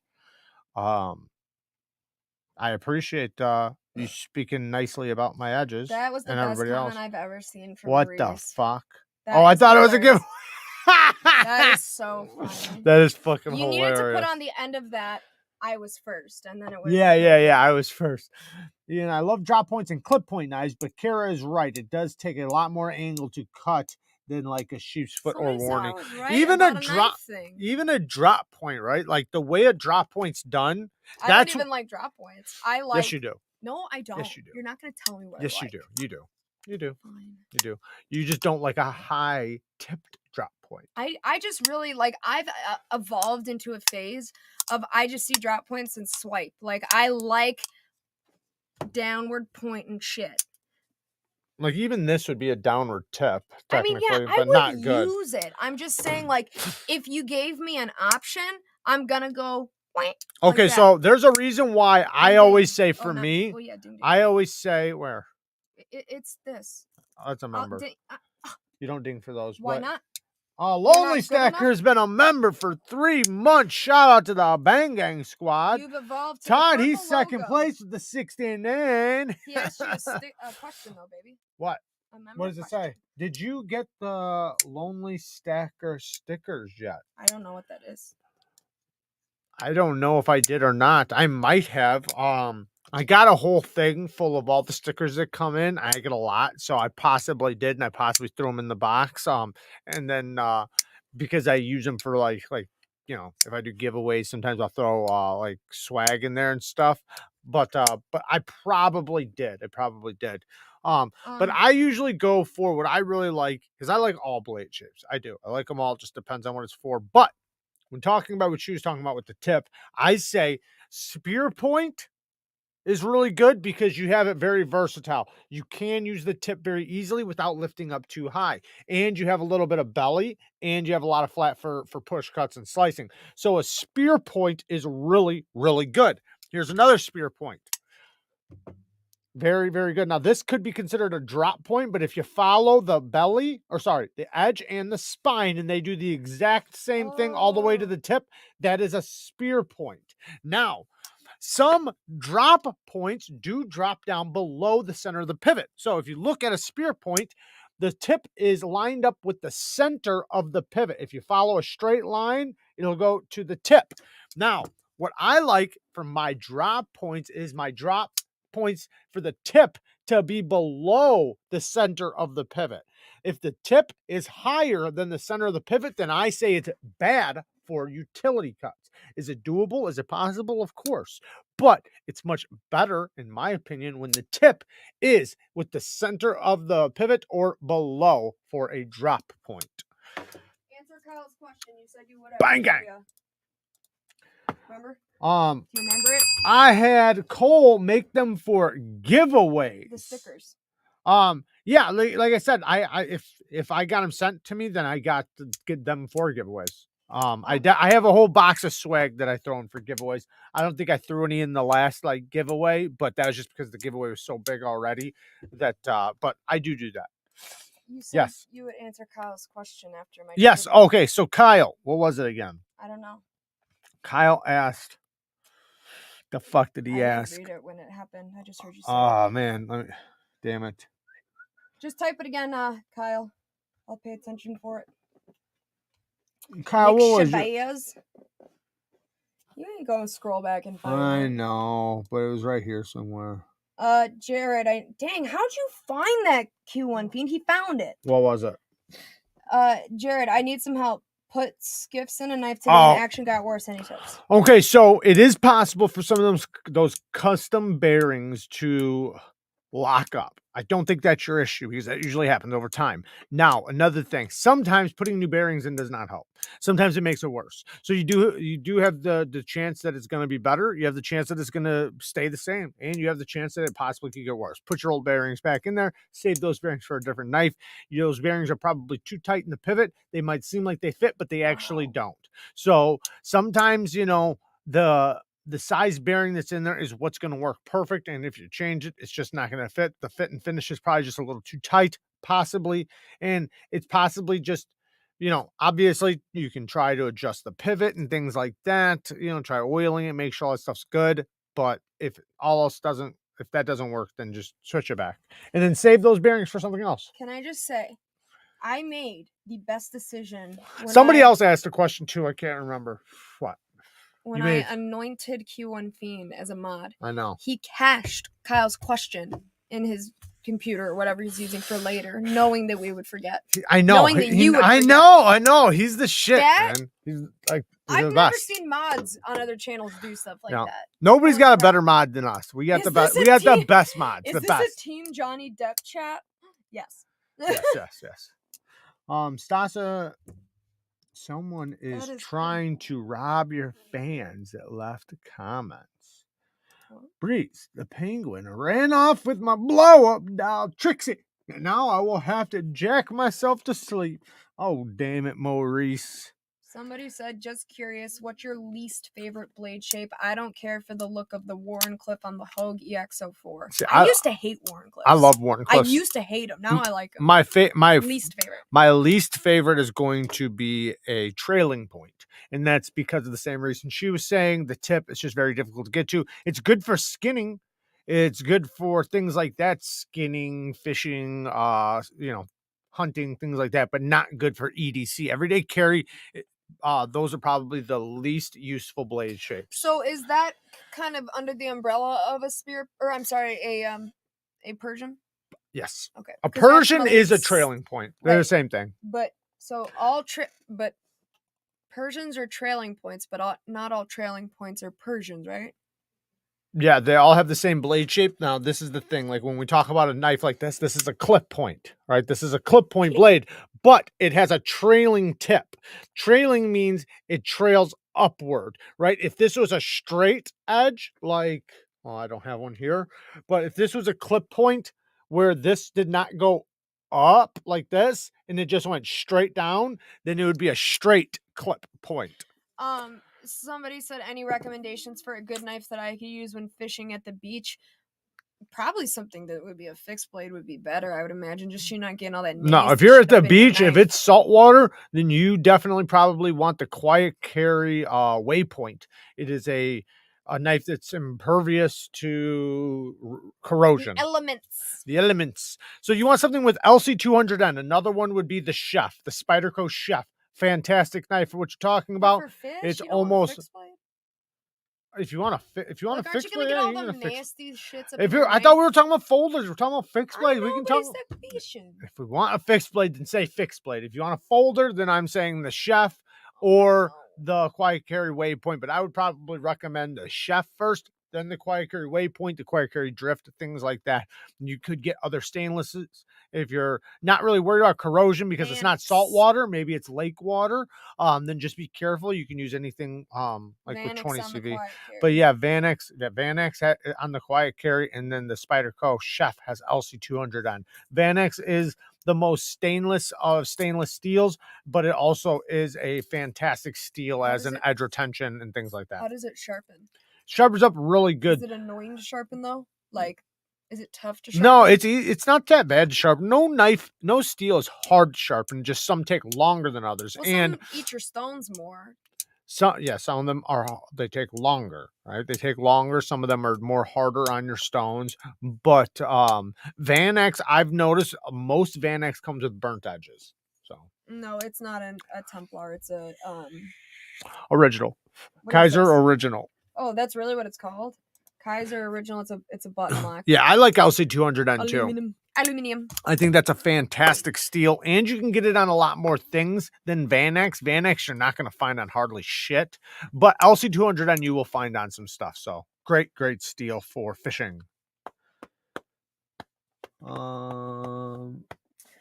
want to get a fixed blade. No, Elmax is good. 20CV is good. There's a lot of great stainless steels out there, but none of them are going to be as stainless as those. Now, H1, stay away from that. Like, I would say stay away from that. Like, there's like the Spyderco Old Salt series that have H1 steel. To me, it's a stainless of the stainlesses. Like, it's not going to corrode on you, but it's shit steel. No edge retention at all. And it sucks to sharpen because it's junk, in my opinion. Dax, a burnt edge is like when you get a knife from the factory and they use the grinder belt on it, and it basically burns the steel, so it's not a good edge, and you want to usually do a couple sharpens to kind of get rid of that to get the full potential out of the edge. Josh, if you're talking about for the aftermarket attachment for the work sharp, so you can get any stones, I recommend getting, if you got the money, get the Neevesknives stones. If you watch my video on the aftermarket or the work sharp with the aftermarket attachments, I have 2 different videos on it, and in both videos I talk about the stones to get. Now, I do recommend getting some sort of diamond plate like an Atoma for reprofiling, but you will have to check your angle because when you switch stones, it'll be at a different angle. But you can get by with just the Neevesknives. Like, they have a very coarse stone, but diamond plates do cut faster when it comes to like the same grit. You got a ding ding. I see that, baby. Got a ding ding. All right, we are past story time. 10 Bones, thank you for your help with my Hinder Sponto sharpening question the other day. It's greatly appreciated. Oh, man, no problem, man. No problem at all. Thank you for the 10 Bones, man. I appreciate that. You guys are awesome. I'm actually going to have to make a bone members emoji at this point. All right. People are just typing the word bones. Really quick, I just thought it was funny. Alex left a comment, and he was like, how do I get a knife wife? Help! You got to have the right knife, man. You got to have the right knife. The knife? You think that's what got me here? Yeah, you were attracted by the knives. A little bit. Except for you didn't loving the knives. Loving the knives. We started them I together. did. You just didn't know. Also, somebody asked the oh, sorry. Thanks, Why baby. did I do that? Thanks, I'm just baby. so used to doing that. Thanks, it's perfect. baby. It's still perfect. Wait. I wanted to say something really quick, please, because I'm going to leave when you do your story. Go ahead. Somebody earlier said, shit, now I forgot. Just answer that question. I'll think of it. Okay. Swamp Tomp says, thank you for the 5 bones. Do you have any experience with a company called Damn Designs? Yes. Out of PA, Blade HQ was pushing their products in an email today. Yeah, I think Kubi does most of their OEM. I think they might have another company that has done their OEMs too. Possibly QSP. I'm not positive of their other OEM, but Kubi does a lot of their OEMs. They do have good knives. Kubi does really good knives. I probably have a Kubi laying right here somewhere. Yeah, good knives for sure. They use 14C28N, I think, most of the time. Yeah, good knives. Anyway, I was going to say, somebody asked before, I thought it was an interesting question. They asked, whatchamacallit, if we keep a his and hers knife collection, or if it's just like all collection. It's an all collection, like just together collection, but there's certain knives that I definitely use more, obviously, and that he uses less and vice versa. So, but we don't have like a thing where it's like, it's mine. Like, not really. Like, she does that. Jokingly, but she not does that. seriously. She'd be like, thank you. Yeah, no, like I wouldn't, yeah, like when he gets things from companies, I'm like, oh, thanks. Mine. No. Sometimes she will take off with it. Sometimes I won't see it. The next time I see it, it's because it's getting handed to me because it's all chipped to shit. I be using my stuff. Her edges will come back just like, it looks like they're serrated now. I am a firm believer that I probably use my knives more than most people. Yeah. That have a bunch of knives as a collection. I really do. I mean, I might use the same one over and over and over. I'm not great at using a variety because I'm very particular because I have a particular use. You know what I mean? When you have a particular use, then you want a particular knife. Somebody said that they wanted a Kara story. I'm gonna be real with you. I don't have any good stories. And don't you have a meeting? Or no? I have a meeting with my That's PS5. what I'm talking about. I do, yes. Yeah, it's a very important. Oh, I thought you had somebody meeting you that meeting. I was, but they canceled. So now it's just a meeting with my PS5 and me. And maybe cue ball if he's on. Kirk Emerson with the 5 bones. Never been into OTFs, but wanted to try. What are your thoughts for anyone in the chat about Viper Tech as a first cheap OTF to test the Wattaz? I don't know too much about that company.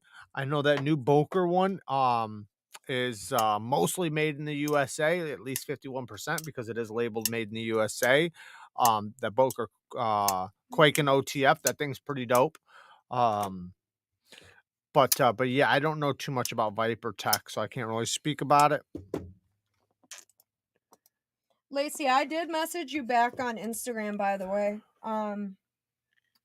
Under the Neevesknives account. Don't know about anyone else, but my particular use for knives is to cut things. What about you? Yeah, that's what most people use their knives for, is for cutting things. My particular use is a lot of these very particular straps and a lot of this very particular thick cardboard and tape, and that's why I like and prefer the downward tips. That's what dictates what knives I like, is really what you're the blade doing. shape. What you're doing. That's what I mean. Like, obviously I just cut shit in general as well, but like, and that's why when I'm not working, then I branch out on what I carry. I'll be like, yes, I'm not working, so I can carry like something different, you know what I mean? And I'll branch out, go a little wild, carry something that's like, 4-inch blade, get a little saucy. So, but anyway, I'm gonna let Jared do his story, because I'm a storyless human, and I'm gonna go have That's fun. Not true. You have lots of great stories.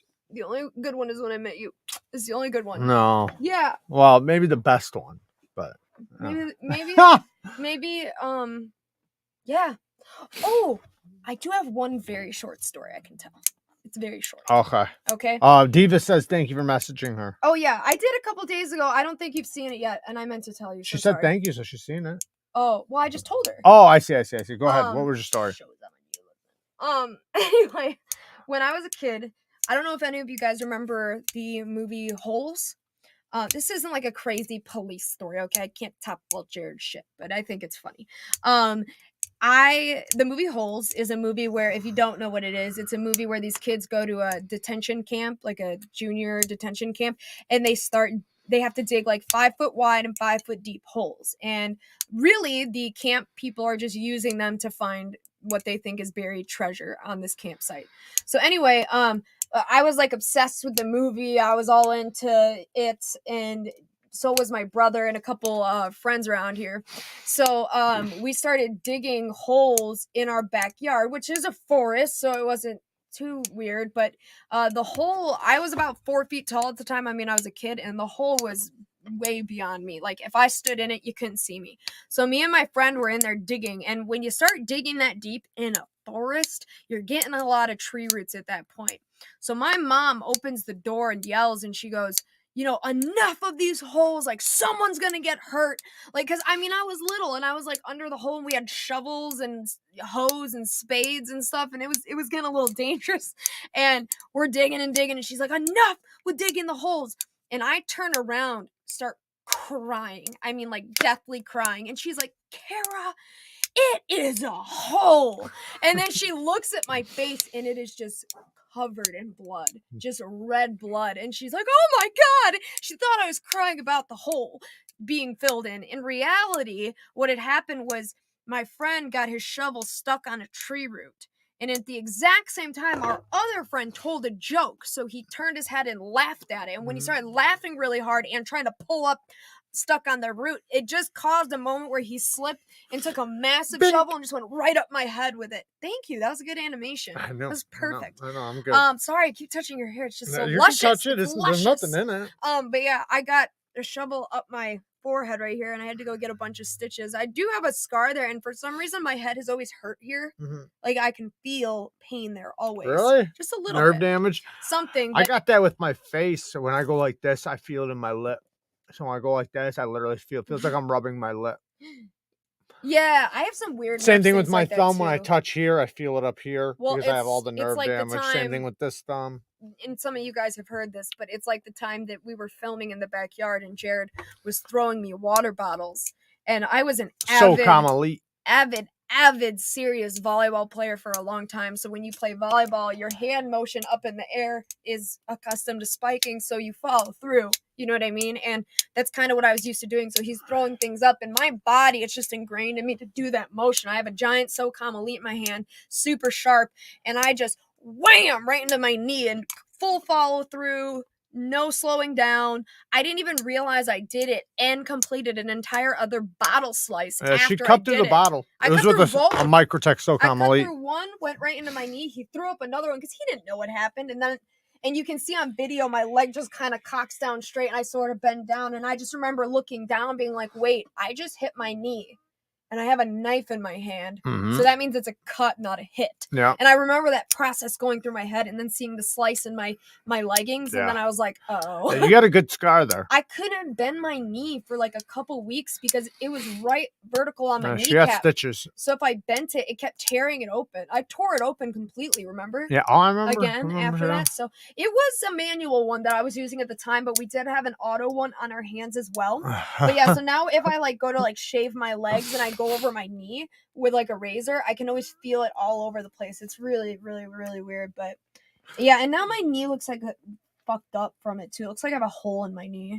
But anyway, there's my little story. I'm gonna let you guys go. Not so much I here love you or all. here, but right here.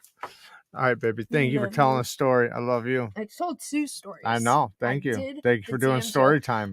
I love you guys very much. Once again, I just want to say my condolences to Elijah Isham. That is a super sad story, and it sucks that it happened. I do not have one hairy knee, mister. It is shaved. It just feels weird when I do it. But yeah, no, I feel bad for that, and I just want to say my condolences one more time before I leave. I appreciate all of you enduring my trivia, and I'm gonna go play some Elden Ring. Peace. That's true. That's true. Logical for sure. All right, so my story is going to be about a time I got my ass kicked. Let's tell a story. So anybody know what? It was the SOCOM incident. Technically, it's in the video, but we cut it out at the very end because you know how like YouTube is about shit like that. But you technically see at the end she cuts the bottle. It's just we cut the part out like right where it hits her knee. So this is a story about when I was younger. I was young and my dad always like raised me like with my especially the females, but family in general. But like my sister, like I always had to defend my sister and stick up for my sister, no matter how old the person was. And and this was about my older sister, but I have many sisters, but my one sister was older than me. So growing up, I was always getting into fights with people a lot older than me and stuff like that. Shout out to Kirk, the new member. Shout out to the Bang Gang Squad. But so I was getting into lots of fights at schools and stuff like that. But that's not leading to this story. But throughout the years, I had a female cousin, and we lived in this apartment complex. Well, it was like an apartment project where there was 3 buildings, and she wound up getting jumped by this dude that and she's much older than me too, but she wound up getting robbed by this dude for like $100. And like she was walking into a door and he just like walked up to her, and I don't know how he knew she had some money on her or whatever, but he punched her, lit her up, stole the money, took off, and I knew who it was. And so like I was like just keeping an eye out for dude, and I kind of already knew what was gonna happen. Dude was like older than me, bigger than me, like a foot taller than me, like I was a gangbanger, all kinds of shit, and I was younger and everything, but I was still, it was like not a question, like I had to when I seen him, I had to, do my best. So I wound up seeing him on the side of the building. I don't know, a week later or something like that. It was actually like a week or two because like he, stayed low key for a while. He probably didn't know what was going on. And so I wind up seeing him a couple weeks later or whatever. And I just walked up to him, squared up with him. He already knew, what time it was. So But because he's so much bigger than me and more mature than me, just everything. He was a man and I was still a teenager.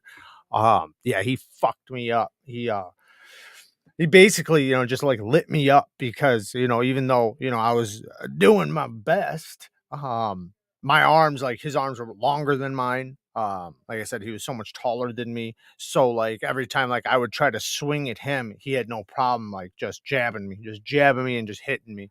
And I didn't get hurt that bad, busted lip, busted nose, maybe a cut on the eye or something. But yeah, he lit me up really good. And I actually remember the first couple times he hit me, he actually had a baseball in his hand. So he hit me with the ball, bow, like that. And so that was like the first couple cracks I got. It wound up falling though. And the fight continued. But but yeah, he wound up though getting his like a week later because my cousin um was affiliated with people. And he wound up getting jumped by like 8 dudes. Like, I don't know, a couple weeks later and pulled out of a van. Like I had nothing to do with this, so like it's not like something I set up or anything like that. And I don't want people to think that, especially with the rest of the way the story's gonna go, because he got dragged out of the van, got his skull cracked open, cleat marks all over. He actually had a hair missing. I mean, he got fucked up. They put him next to a tree and just stomped him out. And he got fucked up pretty bad. And his dad was actually a Navy SEAL. And fucking wound because his son's in ICU now because that's how serious he got. Like I said, his skull got cracked, all kinds of shit. He got fucked up pretty bad. But now his dad, being a Navy SEAL and everything, hot tempered and thought he was invincible, takes a golf club and goes walking around the projects just looking for people to fuck up, like just like looking for people. And he's literally, and which is dumb because most of the people he's probably going to run into they had something more than a fucking golf club, right? But yeah, I think he wound up going to jail that night. I don't know what happened to him that night, but I remember, the beginning of it. But he went out running around looking for people just to basically crease up with a golf club. Anybody, and which is kind of dumb because he doesn't know. So it's like you're creasing up people that might not have anything to do with it. But I think he just thought that no matter what, he was going to get somebody because these people were all gang related and everything. So he probably just thought, nobody in that area is going to be affiliated with any other gang. So otherwise they wouldn't be there. So he walked around, fucking people up with a golf club. But but yeah, and that is that story. But yeah, I wound up split lip, busted nose. But it was something that no matter what, like I had to do. And that happened like a lot growing up because I had females around me, my sister, my cousins, and things like that. And I always had to defend them no matter what. Like my dad, like his rules were, it didn't matter like who it was, how old they were, anything. Like, I had to stick up for my sister. I had to defend my sister. So there was always fights. Like I have like hundreds of fights, maybe not hundreds, but definitely dozens of fights growing up, just over my sister. Shout out to my sisters. I got many of them. So, and female cousins. But good times though, good times. A lot of hilarious stories with them. Um, what the fuck? I will bet $1,000,000 his dad was not a SEAL. No, he was. He actually was. Like I remember when we were kids, like he definitely was. He was 100% a SEAL. Like it wasn't like just like a rumor. Like he talked about it. Like he was gone like his whole childhood and everything. And that's why the kid was fucked up. Like if his dad was around when he was younger, his grandma I think wound up raising him or something like that, or some his I don't know exactly all his childhood, but his dad wasn't there his whole life because he was in the SEALs and he didn't know his dad like his whole life growing up because his dad was out doing shit. Um, A little dude too, like, not like a big dude or anything like that, which I think a lot of seals are. Not like saying like he was like little, like that's a bad thing, but I just mean like he wasn't like a big dude or nothing, but he was a little scrappy fucker. But yeah, more walrus. uh, Not a smart seal. Right. No, not a smart seal. Right. Not a smart seal. Exactly. No, I agree with that. I agree with that. I think, you know, it's hard to say what you would do, walking into a hospital and seeing your son with a skull cracked open, cleat marks all over him, like, and he lost his temper. I think he wasn't gonna call the cops, like, he knew the neighborhood he was in, he knew the type of people that were around, he was just gonna go crack some skulls, I think he was looking at it like that because I think he also knew that a lot of the people he was gonna run into might not have been grown men, they might have been 16, 17, 18-year-old, and to him, those were probably kids, even at 19, 18, 19, even though that's technically a grown man, that's a kid. When you're looking at it from a 30, 40-year-old man aspect, however old he was. But, people lose their tempers, right? Especially when it has to do with your family. And, I don't know. I'm not going to speak for them or anything, but there has to be something to not being there for your kids' whole life, like when they were growing up and everything. And then something like that happening, maybe like it was some type of attachment thing where he was trying to make up for it in a way. I don't know. I don't know. His kid was bad as fuck, though. Like that dude did all kinds of dumbass shit. And, yeah. Walking through the ghetto with a golf club. Dude must have been drunk or just that hot-tempered and stupid, yeah. For sure.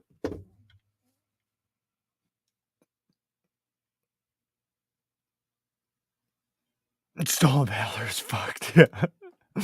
Hey, I wasn't in there with him, but most people knew he was, so I was, younger, but and I know he was, because like, he had talked about it, not in like a bragging way or anything like that, but like I said, it was just known, like the honest, there's just those things, and, people know, he knows, the son knew, like, and I had, I had a relationship with dude, the boy, the dude that I wanted to get into a fight with. I actually got in trouble with him a couple times. Before the show. What does a Tupperware and a sea lion have in common? They both like a tight seal. Good one, Kirk. Good one. I just hate this. What those guys go through to become what they are. Man makes me sick. I have no idea what that means. Sounds like he is probably trashed and disoriented from the crash and just didn't. Oh, yeah. You could, I like I said, I don't want to speculate on it. I don't want to be disrespectful. I, he it might have been something he meant to do. I don't know. What do you think about the case knife? Which case knife? There's a lot of case knives. I don't know which one you're talking about. There's so many. I'm getting kicked in the leg by my women. Just because he talked about it doesn't make him a seal. No, that's true. That's very true. I don't think it was necessarily him talking about it. Like, when you live in like a community, people know. You know what I mean? But but yeah, I know what you're saying. I was young. Regardless, he was definitely in the military for fucking his whole life. I think I forget what it was at the time. Like I knew how long it was, but like 11 years or something. I don't remember exactly, but he was there for a while. Like I said, he was gone the whole kid's life because he was in there and he wasn't in prison. You know, so does brand matter with knife oil? Is KPL better than Slickum, Nano Oil, or Blue Lube? I would definitely use KPL or Slickum. KPL is really good because you have the different kinds. You know, you have the heavy and the original. I definitely stand by their products. But then also Slickum from OCD. I don't know if he has it in stock, but that's really good stuff, man. I like that stuff. It's thicker too, so it's something that's not just gonna run out of your knife, which I do like. I want this guy's name, Jared. Don Shipley has access to the SEAL database, everyone from the UDT in 1942 to today. If you went through Bud's, you'd be in it. Probably true. I don't know his fucking name. But if I did know it, I still wouldn't say it. Um, I don't remember his dad's name. I remember his name, but I wouldn't say his name. Keep names out of it. Which knife do I have in hand? Right now I have this one, but I keep grabbing different stuff. I got the Kaiser original right now in this hand. I've been grabbing this damn thing, which is still cool. It's pretty cool. Like it almost made it to the best USA under 100 because it's cool. It's unique. You know, it is pretty tough. It seems like it's rock solid. It does have a pretty strong lockup though, so I don't know how long it would last. Some knives last a long time like that. Like look at the rat knives. Rat knives last like a long time. But I have like 20 knives around me right now. I'm flicking. There's a reason the seals have a rock of shame. A rock of shame. I don't know what that means. A rock of shame. Um, the model for the people. I don't know what that means. Detents, not details. I need a good pivot lube. The stuff I have isn't very good and it smells terrible. KPL. KPL smells good and it's good shit. Then you want KPL. KPL actually smells really good. Like it almost smells like a dessert or something. It's good shit. And it works like it's like some of the best stuff you could use. Do you have a butterfly? Yes, I do. I just don't have it right next to me, but yes, I do. I have a couple of them. Um, what do you think of the button lock Elementum? I just ordered one. Can't wait. Watch my review. I got a full review on it. I like it. I like it a lot. A lot of people bitch about it not having another deployment option, but I actually like it, man. There's something too when it locks back in, when it closes. I actually have it right here. I have a couple of them, but there's something to the way it locks in when you get it down here. Like you can even hear it. It like sucks it right back into the handle. But it's very easy to deploy, and I can push the button and flick it and let go of the button fast. You have to be able to push the button in, flick it, and then let go of the button at the same time, and it's easy. But a lot of people aren't that got the motor skills for it, I guess. But I like it, man, because I love the profile, the cutting performance, the ergos, the geometry, the steel. They do such a good job with their 14C. Like this one right now has such a nasty sharp edge. The other day, um, if you guys watched the Bang Gang live, I sharpened up. Where's it at? Oh, I sharpened up the Chevalier in 14C. And I did this short, and now for some reason my editing app from my phone is giving me shit. So I can't use it, but I cut a boot with it. I cut a boot all the way in half, all the way from the top, all the way down through the bottom, everything. And there was wood inside of it and all kinds of shit. So I wrecked this edge from here to here. It's just all little microchips. Down here, it's okay, but I need to resharpen it already. I just sharpened it. But the stuff I was hitting in that boot is what fucked it up. What do you think of the new aluminum scale Hogue K320? I didn't know they made one in aluminum. I like the K320. I did not know they made one in aluminum. So that's cool. Excuse me. And $65. Bruh. Steel. Coordinated. Gunny Glide is magical on my washer knives. I was just a U.S. sailor, served aboard the USS George Washington in supply and engineering department. It's what it is. I would never lie to say I'm more. I was never a SEAL and would never lie about it. Yeah, I don't doubt that, Maurice. And I would hope nobody would lie, but yeah, a lot of people do. A lot of people definitely. That stolen value things, like, for real. You can watch like videos on it, like all kinds of people doing that. And I've definitely seen people do that shit. Like, you can definitely see people, like, especially around certain neighborhoods, in certain places, they'll get an outfit from, you know, I don't know, a thrift store or something, and then try to walk around and act like you're trying to get donations and things like that. And yeah, it sucks, but most people call them out pretty quick. Sometimes they don't, though, because they just think something's wrong with them. 14C is really good in every category, but the edge retention is meh. See, I like the edge retention. I think it's great for it sharpens up really easy. And what I like about it is how easy it strops back. So if you maintain it with a strop, you can keep the edge going for a good long time. And obviously, there's going to be differences, right? Like, so I always say Civivi does the best job with it. So I think, like, the difference between Civivis and other companies, the edge retention, like, I did a cut test on it and it did really good, like really, really good. Like, it was comparable to most good mid-grade steels, but that's not the case with all 14C, right? So, it does depend.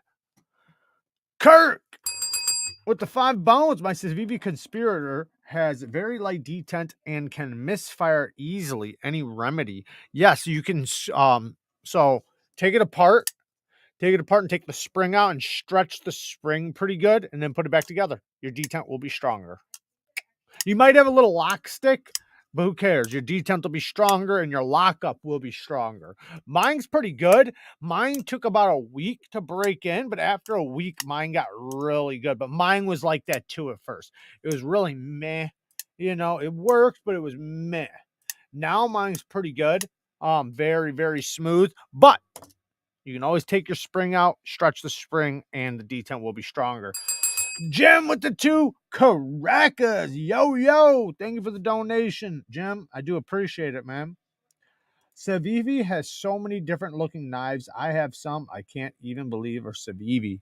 They do have a big catalog, especially if you go back from like the beginning. They have so many, so many. They've done an extreme amount. Some of them I forget about. And then I go back through their catalog and it's like, what? I forgot all about this.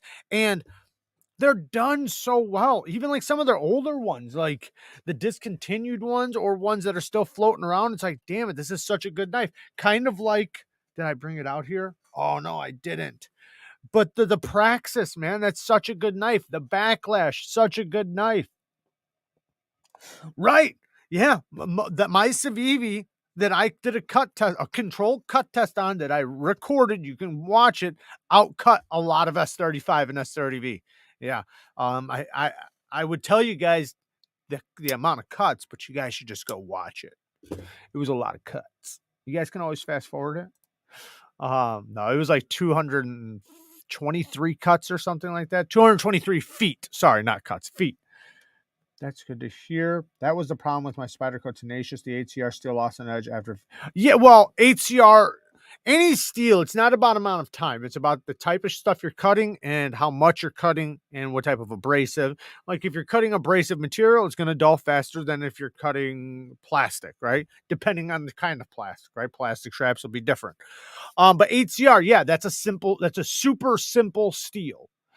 But there's a lot of other simple steels that have way better edge retention than HCR. HCR is like the bottom of the barrel for simple steels. Maurice says, all I did was drink beer, stack boxes, put out fires, and chase pussy when I was in the Navy. Yeah, that sounds like you were in the Navy.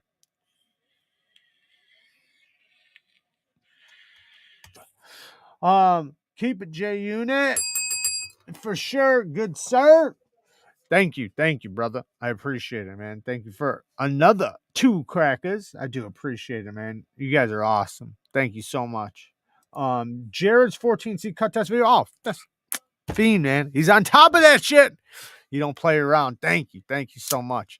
Now, there's a lot of other cut tests out there that are different. Like they have rope cut tests from Cedric Canada. So you can see his cut tests on his stuff. Now, I do think that the company matters, right? Like if you look at the company, sometimes they're lower budget companies. They're probably, even though they do it decent and they do it good, they're not going to do it as good as another company that's maybe doing it a little bit higher HRC or maybe has better heat treats. So like Civivi, across the board, Civivi has good heat treats. I think their heat treats good on just about everything they do. Even their D2 is done good, which, you know, says a lot because most companies D2 shit. Not shit. Let me be clear. Not shit, but shit compared to what D2 can be. D2's potential is here. This is what we get, right? Civivi's is like right here, you know, but the potential is what you would expect from like custom. Every steel has potential here. Production, it's like here with every steel because they're doing it in big batch settings. Now, 14C, it was made for production heat treats, and there's other steels that are too. But I'm just saying though, it has the ability to be heat treated in large batches and still come out really good, while other steels are less likely. A lot of steels were not made for blades. They were made for other tools or whatever. So they weren't made to be heat treated like in big batches. So it's impossible for them to be as good as their potential if they're heat treated, you know, on a custom level. Also, compared to Super Steel Steves. There you go. Nice. And Cedric Canada. Damn it, Fiend. You are awesome, man. Hell yeah.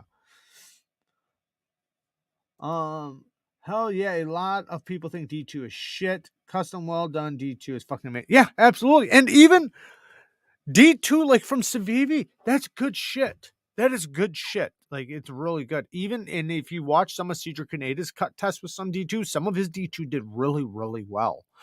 Some other stuff, not so much. It does depend on what you're cutting. Certain steels do better with certain materials better. Geometry, company, like so many factors matter. So never, ever, ever, ever, ever, ever take one test and say this is what the steel can do. That is not the case. That is what that knife from that company with that specific heat treat can do, right? You could get that same knife from the same company and get different results, but it does give you an idea. That's why it's good to have multiple tests on this from the same company, same steel, same knife. It's nice to have that. Something to compare it to, you know, because we've seen it. We've seen it where literally the same knife is tested 3 times and it has 3 different results. A button lock Elementum with a regular detent and a flipper. Chef's kiss. I would like that. I would love that. My thoughts on that My thoughts on that is Hinder a little fucking prick and Brian did nothing wrong. I agree. I think it's some punk ass shit. I do. And I like Hinder's knives.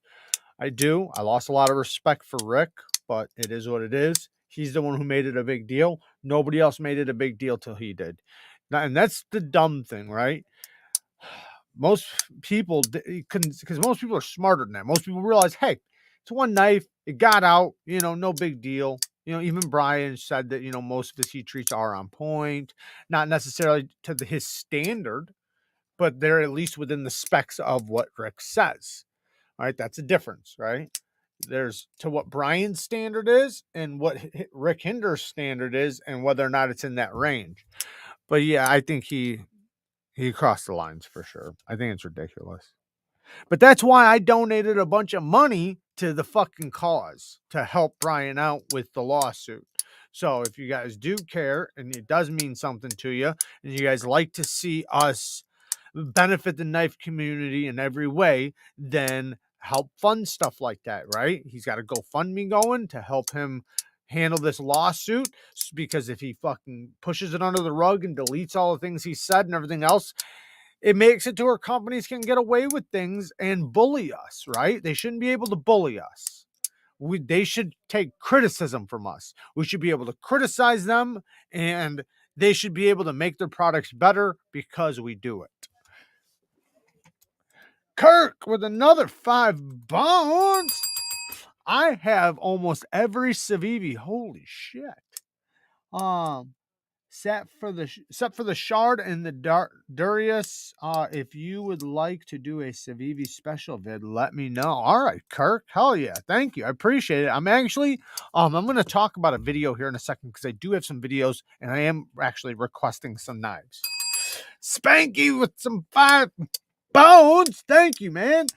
Each and every one of you are the MVP of the knife community. Keep coming back and tell your friends about Neevesknives. Have a great night. Thank you, man. I appreciate it, man. Thank you so much.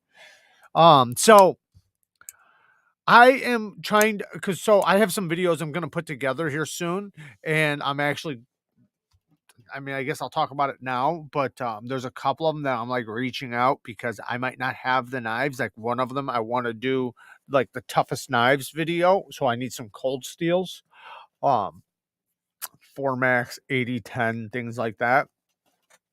um Another one I want to do is the best USA made knives of all time, like, and so I want to get like some fucking heavy hitters, like one from each company, like that type of video. Now, they don't have to be like small batch companies, but maybe some heavy hit. Maybe we'll see. But I want to put together like a top 10 or top 20 list of like just a badass knife from this company and put together like that type, that like once a year video of like the best knives. And I want them to be USA, by the way. I forgot to say USA.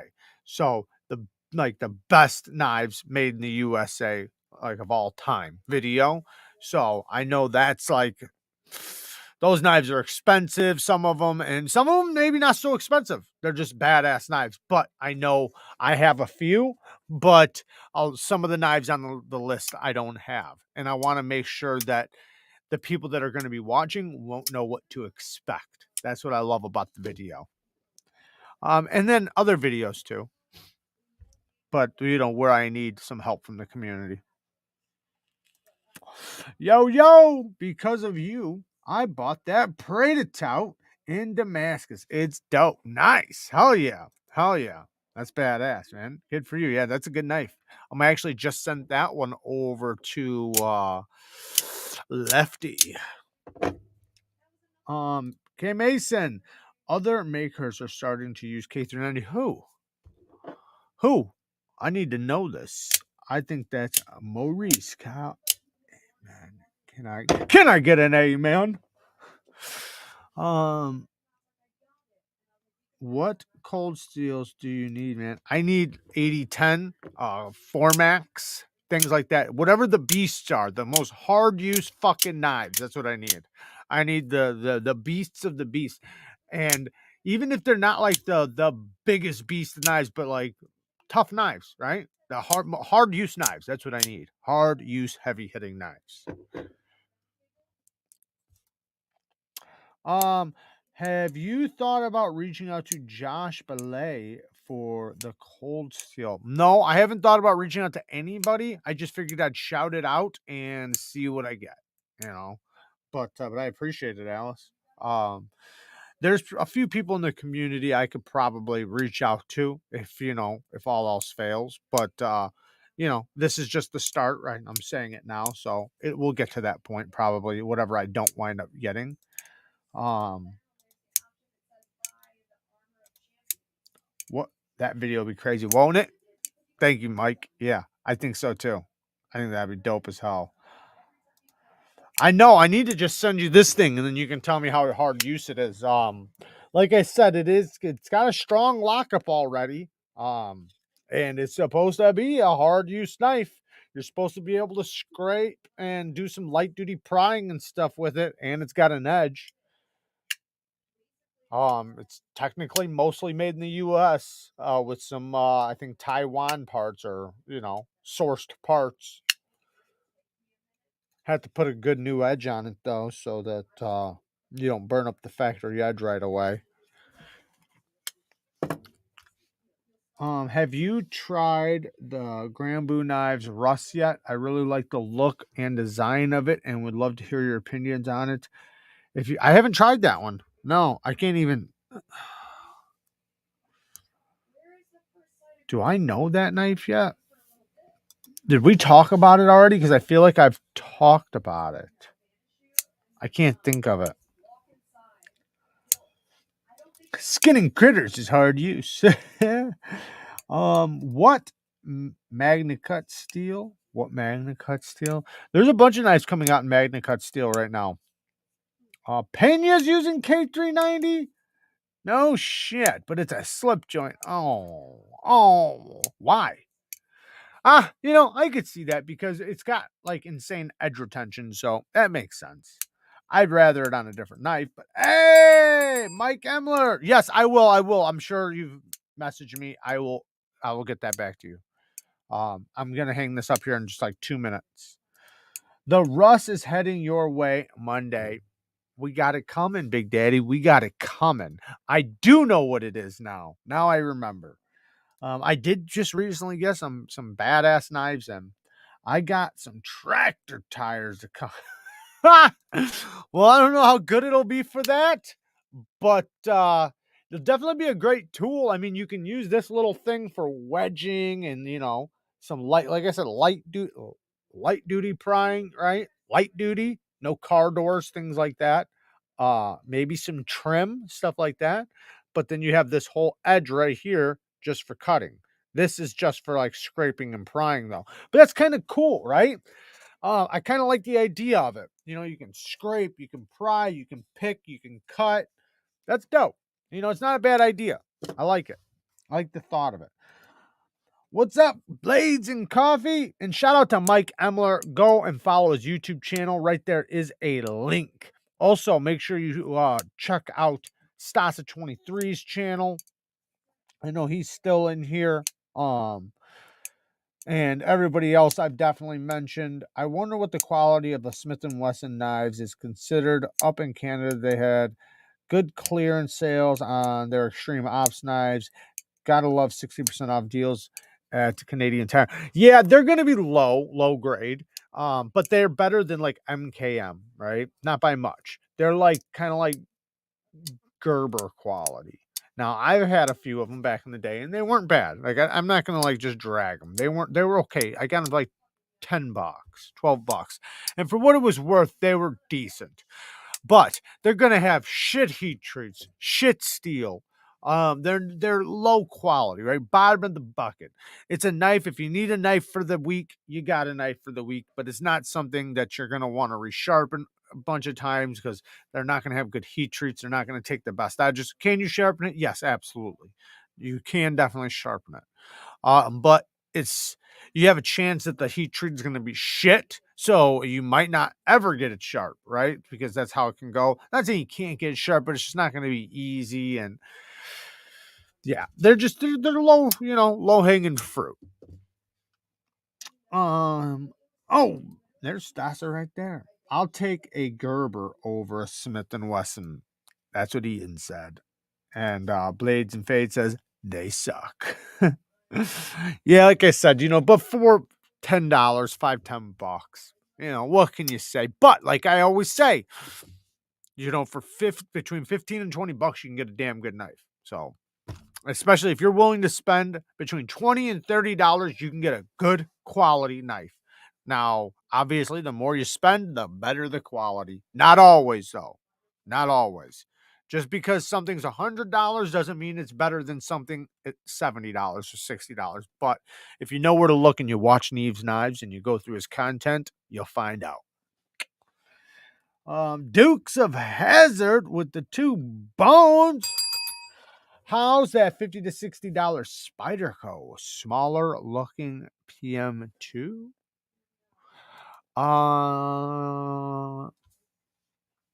Do you see it or something? I don't know what you're talking about.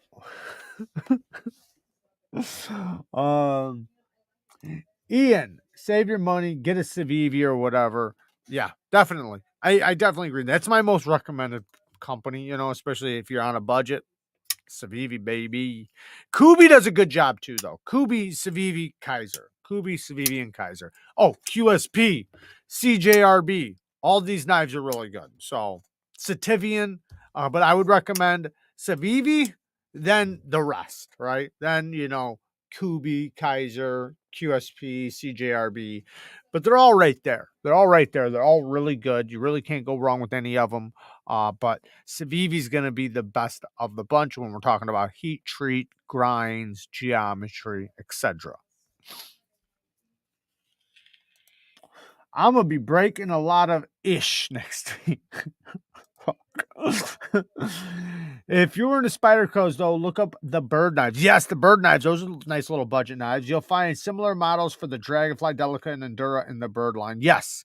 Yeah, the bird line is like their budget of the budget. It's like 8 CRs and stuff, but they're very cheap, very affordable, mostly backlocks to my knowledge. But yeah. Need to find something under 300. Under 300, shit, you got a lot to decide from between under 300. I would say look at Spyderco. Spyderco, you're going to get really good heat treats. If those are ugly to you, look at Hogue.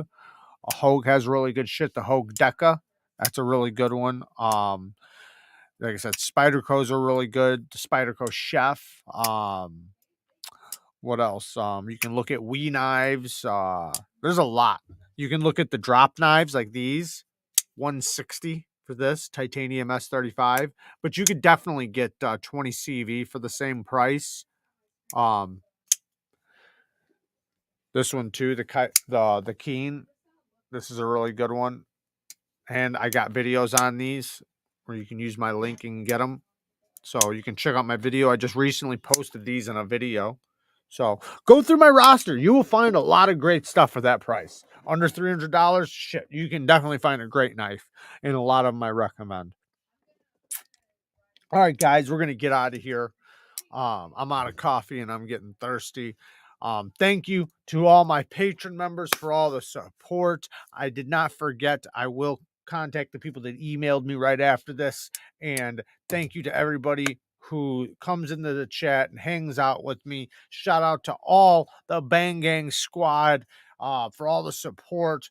And I love you guys. I appreciate all the support. I appreciate all the donations and everybody who hangs out with me and watches my videos and comments on my videos and clicks on my ads. It's a huge thing. When you guys click on my ads or watch the ads, it benefits the channel. We don't get paid from any of the ads unless if you guys watch them or click on them. So that's a huge thing. And I do appreciate you guys using my links down in the description. That's another way we make money on this channel and are able to do all this. So thank you to everybody who does that. Thank you to everybody who does join me in the comment section, helping people out that ask questions. I can't get to everybody, and you guys definitely help me out massively.